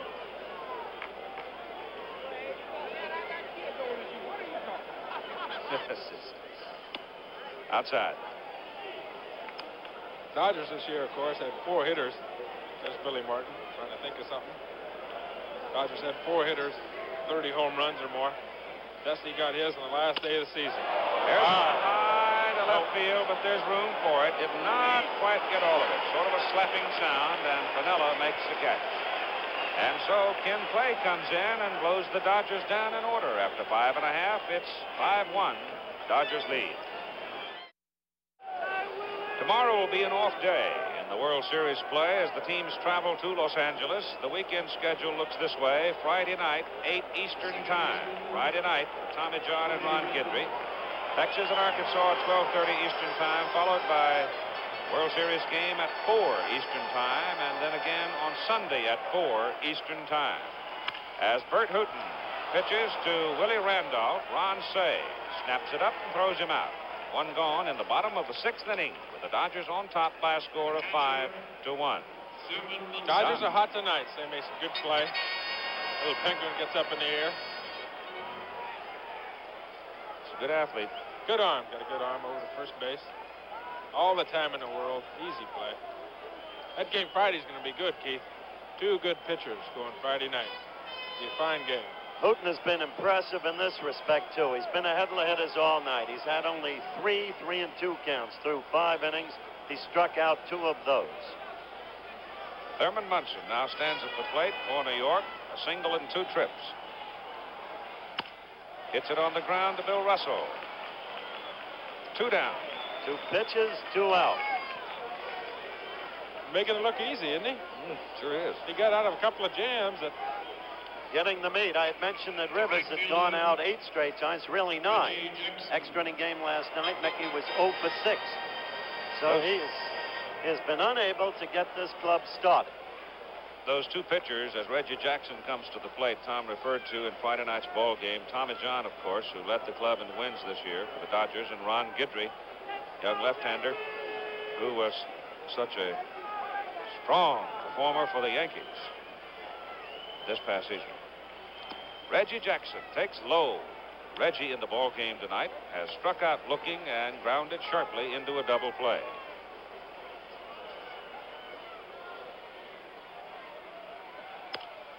High pop. Yeager comes back looking for room and goes to the screen and can't get it. Ball just hangs up on top of the foul screen.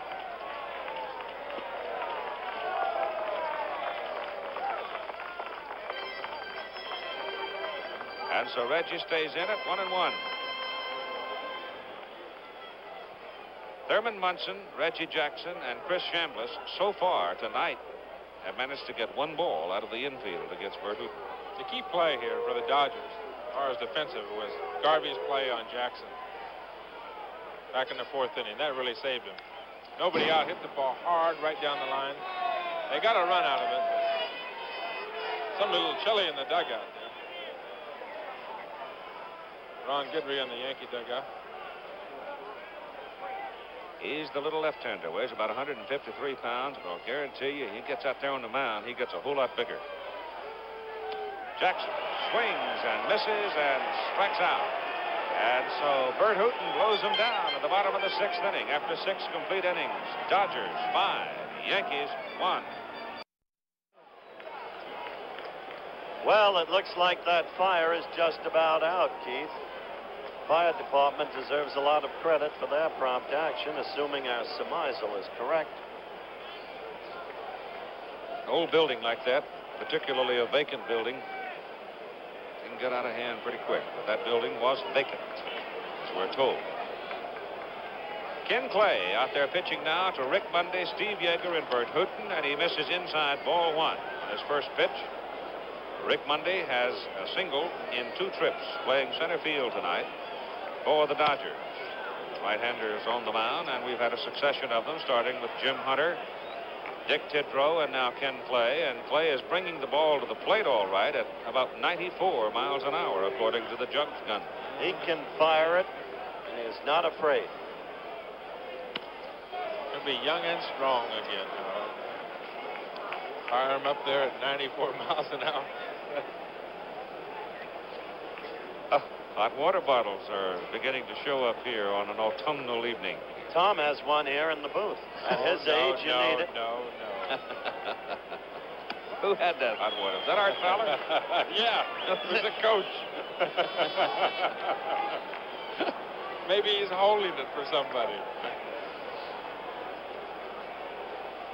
3-1 now to Monday. High to left field. Vanilla. 1 down.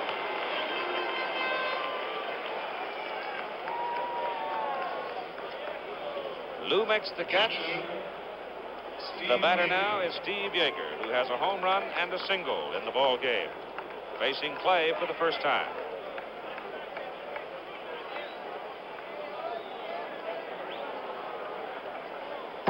The The 56,900 have had little to cheer about. No, it's a quietly restive crowd. They're still anticipating that the Yankees will erupt. Strike one. But the Yankee left-handed explosive bats have not erupted. Not yet. Not in the whole series, in fact. Fouled off. Strike two.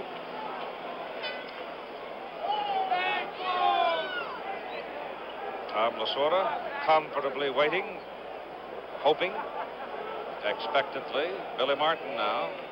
Frustration beginning to get a hold of him in the top of the 7th inning, with the Dodgers leading 5-1.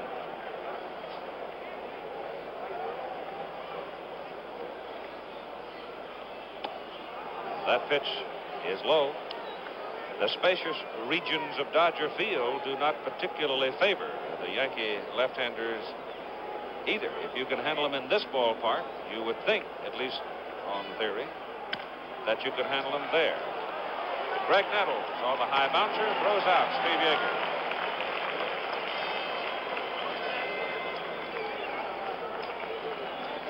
Now it'll be Bert Hooton. Interesting little note made in idle conversation that in the championship series for both leagues, the teams that won the opener did not win the pennant. Whatever that means. Well, there she is. Miss Barbara Walters, ABC Evening News. High foul out of play by Bert Hooton with nobody aboard and 2 out here in the top of the 7th inning.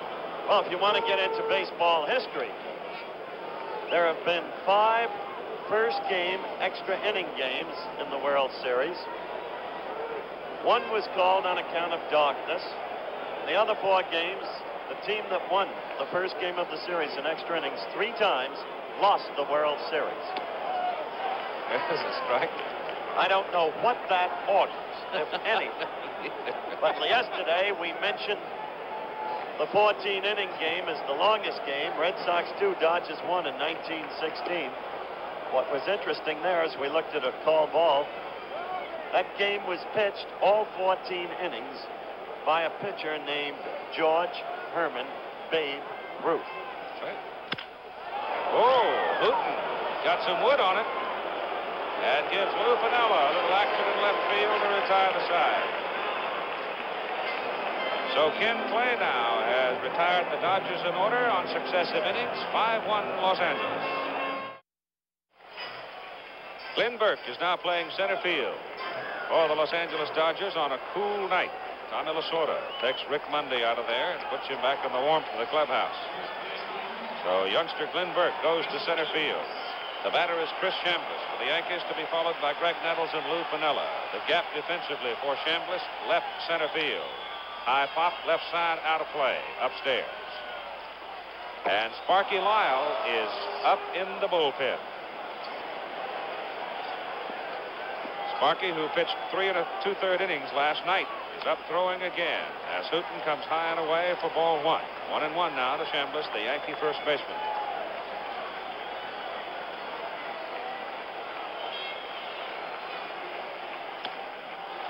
Pitch is high, it's 2-1. There's Sparky. When he first gets up with a fresh plug inside of his jaw, I'm always afraid he's going to permanently dismember himself. Chambliss hits it deep to right field. Smith is over at the track, makes the catch. For a moment, the crowd came up, but then Reggie Smith put up his hand, and the crowd sat down. Sparky wants the winner's share. He's looking at another Maxwell. Yeah, this is that 1925 Maxwell. He can outrun it. Bert Hooton pitching beautifully. Didn't he have a hypnotist? Yes, he did. Swing and a miss by Greg Nettles. Confidence was the factor that he was looking for, and he got it. From the hypnotist. Yes. He's got it here tonight. I'll say that for him. He's pitching a fine baseball game. It was a good changeup. Foul back here. Also point out that at the beginning of the 1975 season, the Texan dropped about 25 pounds in weight, which may have helped him, too. He was a little bit heftier when he was over pitching for the Chicago Cubs.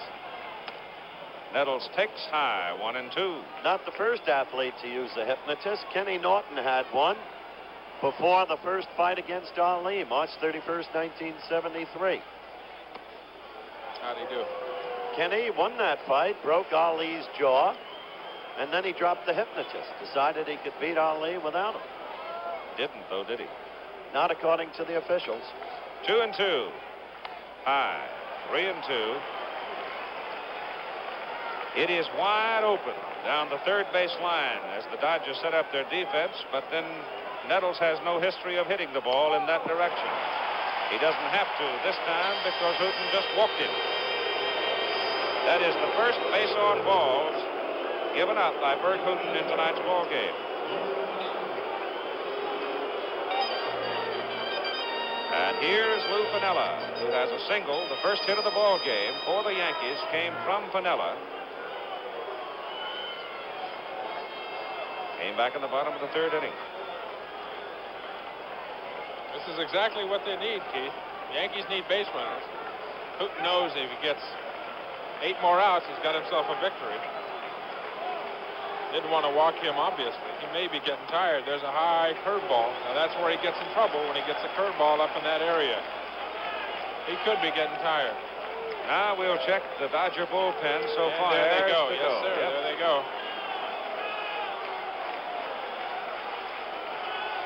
Sosa and Routson were up previously, sat down some time ago. He helped him out on that pitch. That pitch out of the strike zone. Hooten has now thrown 97 pitches. 97 pitches so far. Remember, only 6 complete games all year long. Routson, a left-hander. And Elias Sosa, the right-hander of the Dodger pen. 1-1 to Piniella, with Nettles on first base. Lou hits it high to right center field, where Glenn Burke camps, and you've got 2 outs. Cliff Johnson comes to the plate. Big Cliff, who played a very big role in the Yankee success of '77, coming over from the Houston Astros. Jolly sort of a fellow. Enjoyed watching him and Preston Gomez, who managed him at Houston, have a little fun tonight before the ball game. He has tremendous power.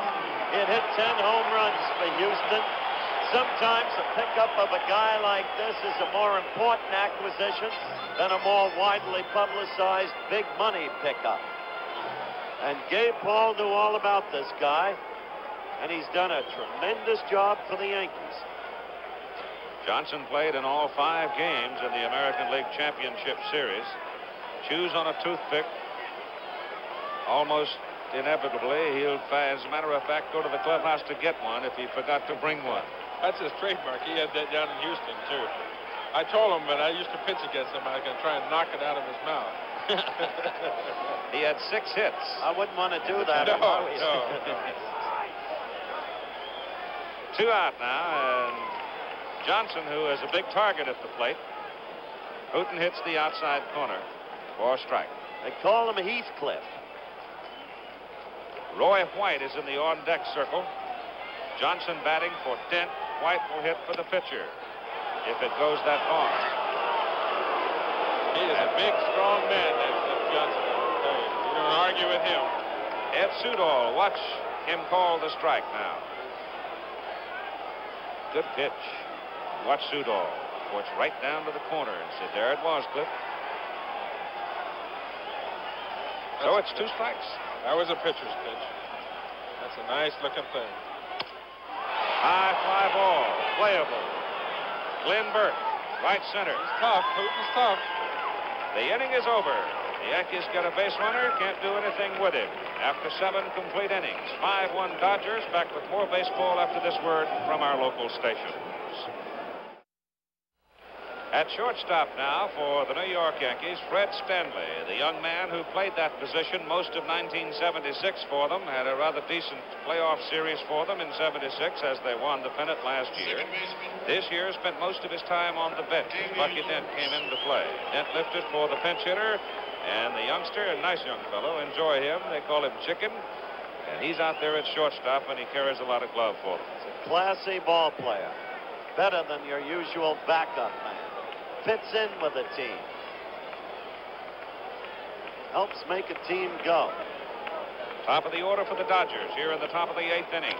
Ken Clay pitches, and Davy Lopes beats it right back to him for out number 1. Clay's activity, or his life in the game, if you will, prolonged by the fact that Johnson made the 3rd out, and Roy White was not able to come to the plate to hit for him. So Ken Clay will pitch another inning.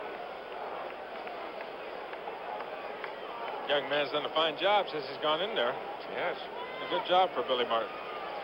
Bill Russell, up for the 4th time in the ball game, has 1 hit, has scored a run. Doug Rao is now in the Dodger bullpen throwing. Doug, who has had some trouble with the shoulder. Peter O'Malley, the boss man of the Dodgers, who apparently is in conversation with the commissioner. Russell hits it out into left center field, where Mickey Rivers runs it down, and you've got 2 gone.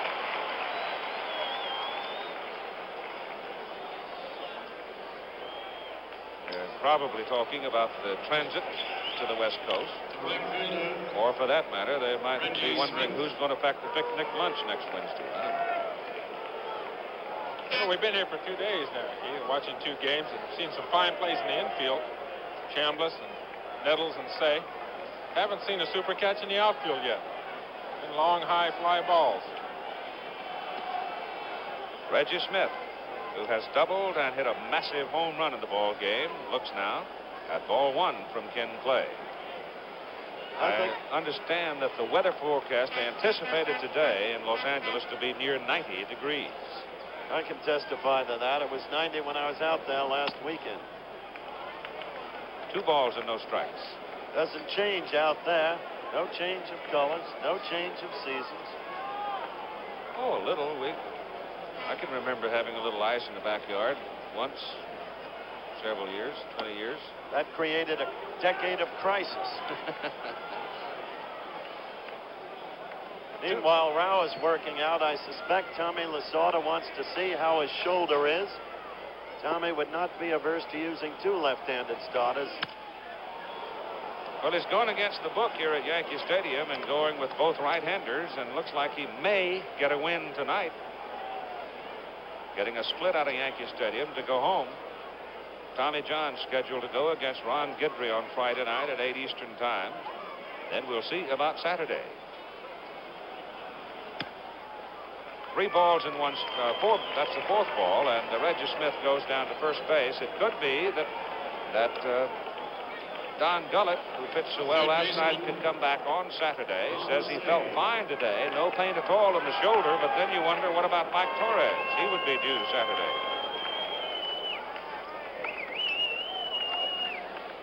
Believe it or not, Ken Holtzman is up and throwing in the Yankee bullpen.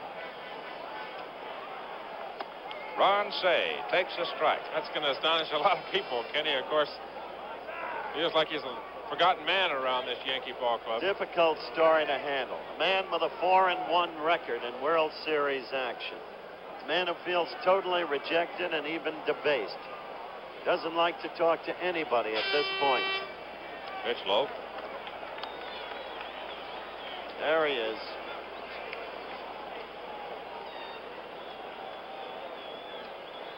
One of the many soap opera stories in the year 1977 for the New York Yankees. You know, it's been some year for the Yankees. They've had all their trials and tribulations and stories and the newspapers, and so-and-so doesn't like so-and-so and all this. And Billy Martin has still held it together. Gabe Paul has still held it together. And they're the American League champions. I think it speaks for themselves. They've done a fine job. There's Billy Martin right there. Fired, they said, in the middle of the season, and he's right here in the World Series. He's aged a lot. I was looking at that earlier. He looked awfully tired in those games when he was in Kansas City. He looks pretty rested there tonight. 2-1 pitch to Say. Fouled upstairs. Watch out, Tom. No, I got you covered again. I got you. You have to watch the ball off the bat, Howard. Timing is essential. When did you learn that? Yankee Stadium, live picture from the helicopter, fluttering overhead. The count 2-2 to Ron Cey, with Reggie Smith on first base, and 2 out. And Cey hits it up the middle. Randolph comes across the back for the force on Smith, and the inning is over after 7.5 innings. In game number 2 of the World Series of 1977, the Dodgers lead the Yankees 5-1. I defer to my colleague with the extensive vocabulary to define what you see. You've come a long way, baby. Largest crowd in Yankee Stadium this year, 56,691, which runs the total beyond 113,000 for the 2 games. The innings have dwindled down. The gentleman on the mound has been in command of this ball game. From a Yankee point of view, it got out of hand early against Catfish Hunter. Roy White, hitting for the pitcher, fouls it off. Roy White did not have one of his better years, and yet, in a way, it was typical. The batting average usually gets between 12 and 16 homers a year. It's a call ball, and he gets in his own way a lot of key hits. Though not as good as either Henrik or Woodling.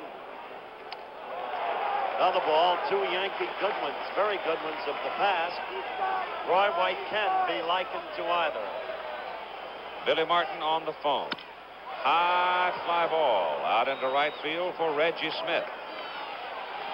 1 out.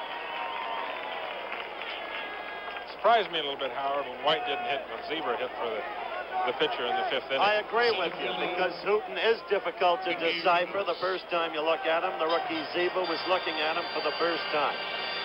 White, of course, a very experienced player. I guess he's the senior Yankee, isn't he? Yep. Roy White. Bottom of the 8th inning now, you're looking at Mickey Rivers with 1 out and nobody on, and Hooten is low. When Hooten threw that high curveball up around the eyes, all kinds of folks started running around in the Dodger bullpen again. They've got action out there with a couple of people warming up. And Rivers hits it high, and he hits it deep to right center. Burke all the way to the warning track, hauls it down. About 390 feet. That's hitting it out in Grand Canyon again. Big ballpark here. That's got a chance to be out in Dodger Stadium. He hit that ball well. He has, as I said, surprising power for a small man. Hooten has allowed only 6 base runners. Only 1 runner reached second. He's been a commanding pitcher tonight. No question about it. Needs 4 outs. He started the inning with 101 pitches. Probably has around 110 now. Right in with a strike to Randolph. Home runs by Cey in the 1st, Yeager the 2nd, Reggie Smith in the 3rd. High. Did in Jim Hunter. He's still got some heat on the ball, 88. He was throwing 88 early in the ball game. Been Still most throwing very well. consistent. Yankees got airtight relieving. 2 2/3 innings from Tidrow, 3 innings from young Clay. Hard shot to left for Randolph. Look out. Does he have another one? Oh, great running catch by Dusty Baker. Didn't have quite the carry that he put on it last night, where he hit his first World Series home run. We've played 8 innings of play. Los Angeles 5, New York 1. The line score in the ball game as we go to the 9th inning. The top of the 9th, the Dodgers will send Steve Garvey, Dusty Baker, and Glenn Burke to work against Sparky Lyle, who has won 3 successive games in the playoffs. He won a couple, and he was the winning pitcher last night, going 3 2/3. A lot of second guesses might criticize Martin for putting in Lyle at this point because he worked last night, won his 3rd straight postseason game. But Sparky is a Brazilian pitcher with a rubber arm, and he likes work, and there's an off day tomorrow. So as we look at Billy, his thinking undoubtedly is this will only do him good. Charlie Huff and Doug Rau in the Dodger pen, just in case they're needed in the bottom of the 9th. Right now, Steve Garvey stands in with 1 hit in 3 trips to the plate.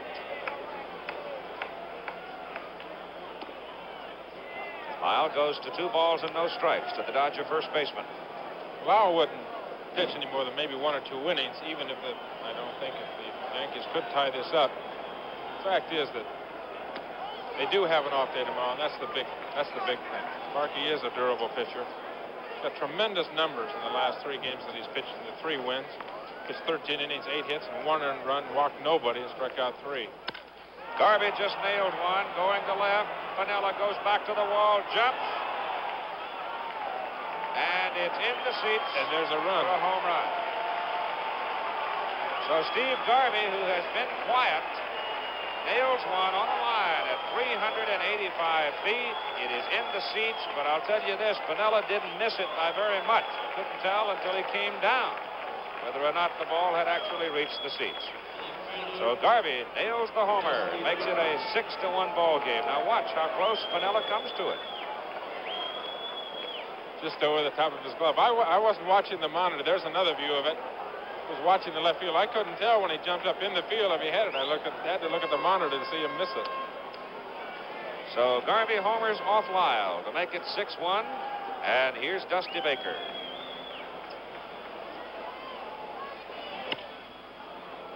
That's hit high in the air. Fred Stanley backs up at shortstop and makes the catch in short left center. At the point, Tom, an interesting fact of measurement in the reconstruction of the new Yankee Stadium. Oh, here we go again. Fans on the field. We've had one come out on the left side and managed to get all the way to home plate and slide across it. This one goes out to visit with Reggie in right field. And we've had a couple of firecrackers thrown out of the stands out in that right field area as well. So Reggie just stood there and talked to him until the gendarmes arrive. And now we've got a green smoke bomb going in center field. Yeah. Smoke bomb. That's a lovely display, isn't it? Well, I'll be interested in what Ralph Nader's new organization, Fight to Advance the Nation's Sports, fans for short, does about things like this, or what can they do? Lyle continues to throw, and they're probably looking around for a shovel or something to pick up the smoke bomb to take it out of the way, and so we can get along with the ball game. The Dodgers have hit 4 home runs in the ball game. Well, maybe we ought to show that fire in the South Bronx once again. Maybe it's been gravitating over here. You can see that Jim Hunter started for New York tonight. The Dodgers hit 3 home runs off him. Those homers coming from Ron Say, from Reggie Smith, and from Steve Yeager. He was succeeded by Dick Tidrow, and then Ken Clay came in, and now Reggie goes over with his glove. Careful, Reg, careful. Reggie's got his gamer, taking the smoke bomb out of here. I played in front of these New York fans for 10 years. The New York Mets, and they're super. They are great baseball fans, and they do some crazy things once in a while, but they get into a ball game and a team as much as anybody around the country. To put it kindly and literately, they confuse liberty with license. Now we'll get on with it with 1 out and Glenn Burke at the plate. 1 run in on Garvey's home run. Burke taps it. Thurman Munson out in front makes the play.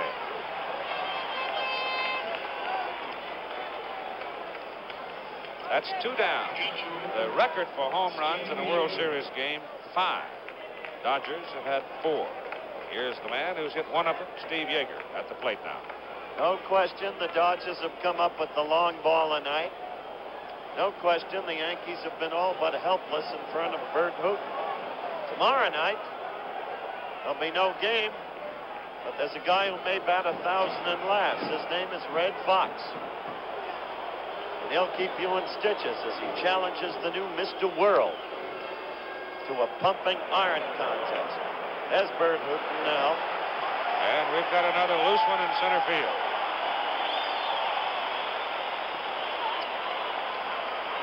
Oh, my goodness. There's Bowie Kuhn. You see him taking in this. A lot of times when these things happen, they just keep on going. Somebody else will jump out from here, and somebody will jump from there. Now we'll hear the fans boo the security officers who are doing their job.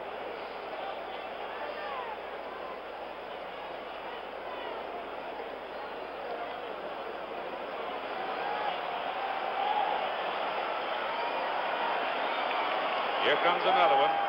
When you get one, you usually get a rash.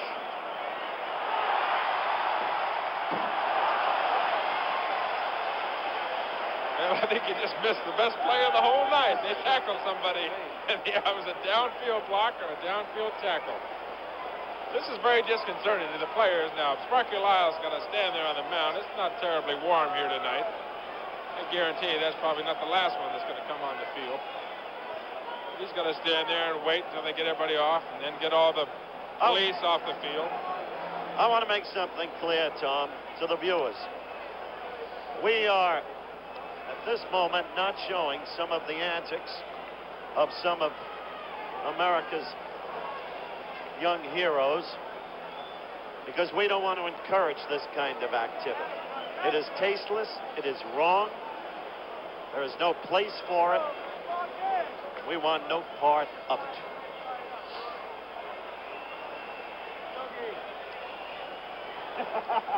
No, Yogi doesn't want any part of it either. Give us a smile, Yogi. He's shaking his head in dismay. Hi, Yogi.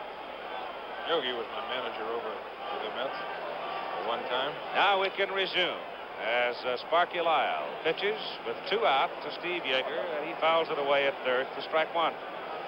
Bases are empty for the Dodgers in the top of the 9th inning. 1 run is across on Steve Garvey's first home run in this World Series. Foul tipped, and that got the umpire. Ed Sudol really took a whack. Hit him on the shoulder, huh? Ed Sudol, I hate to say it, is famous for getting hit by foul tips. He's a little bit different than the other National League umpires. He sits right behind the catcher and is a little bit higher than all the National League umpires. And I swear there isn't a game that goes by that he doesn't get hit by a foul ball. And it gets so bad that once in a while on the bench you'll take a pool up and see when Ed Sudol is going to get hit. Be at the top of the first. You're kidding, really? Bottom of the, I mean, it's every game he gets hit. It's really something.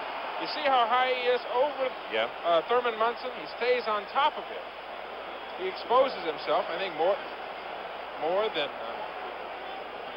other umpires. I had him one day in Pittsburgh at Old Forbes Field, and I hit him once, and I didn't hit him. A foul ball hit him once, and then the catcher missed a pitch, went in, hit his collarbone, and almost broke his collarbone. They'd take him to the hospital, took him out of the game. Ed's been around a while. He's had 21 years in the major leagues. 3rd in time of service. No, 2nd, I guess, in time of service. 2nd only to pick him on.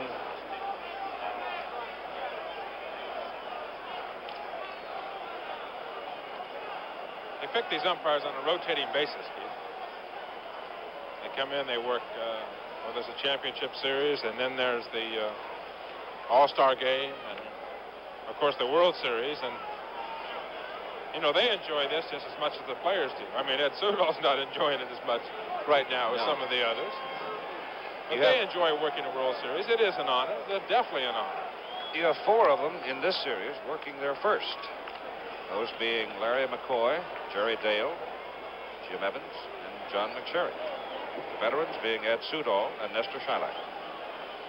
All right, here we go again now. We're having trouble doing something with Yeager here. 2-strike pitch, outside, 1-2. Steve's been up there for half an hour. Garman now is up in the Dodger bullpen with Charlie Huff. High pop. Thurman Munson coming back. In the 3rd row.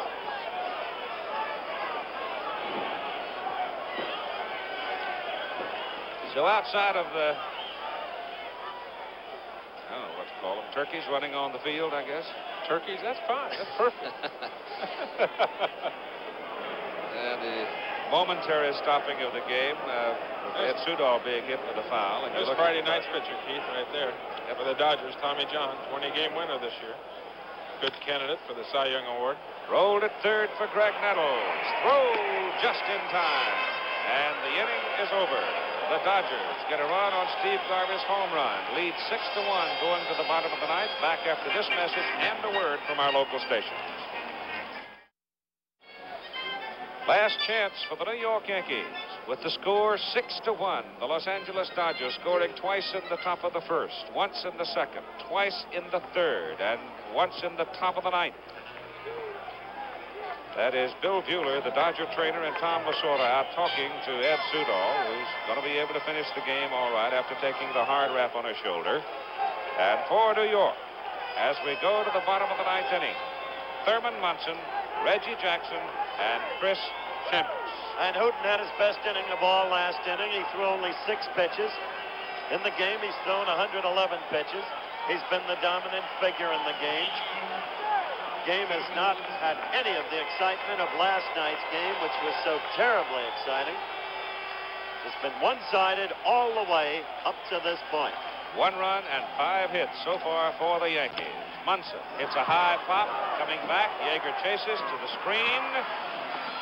Great play. That's a great play.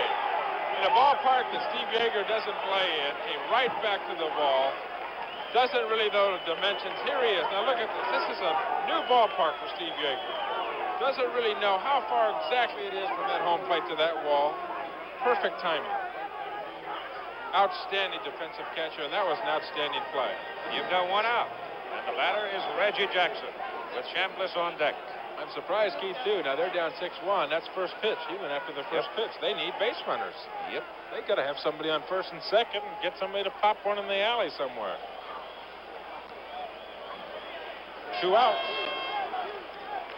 2 outs to go.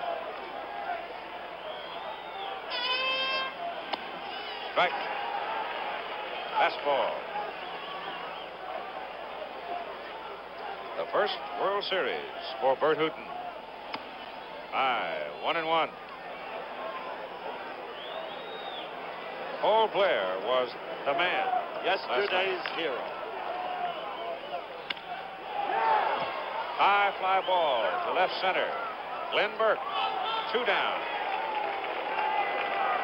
If there's a fact of life in sport, Tom, as you know, it is that fame is a transitory thing. Bert Hooten's done a fine job here tonight. Howard, he's done a good job. 6 complete games all year long. He's today's hero. He is today's hero. Yesterday was Paul Blair. And don't forget the guy down at first base that turned that double play either. He may have turned this entire game around. Steve Garvey. Right. Strike 1 to Chris Chambliss. Our research for the ball game of the series by Jerry Klein. As Chris Chambliss hits a high fly ball to right center field for Burke. The ball game is over, and the Los Angeles Dodgers have pulled even with the New York Yankees, as the Dodgers defeat the Yankees by a score of 6-1 in the second game. And so the series will move to the West Coast. Off tomorrow for travel. Resumes Friday night. Bert Hooten goes 9 innings. 1 earned run, 5 hits. He struck out 8. He walked 1. I'd like the viewers to know before you close out, Keith, these Dodgers are not full of jubilation, jumping over one another. They're a kind of passionless team. They don't have the outward fire of the Yankees. Marvelous performance tonight by the right-hander. Bert Hooten beats the Yankees 6-1.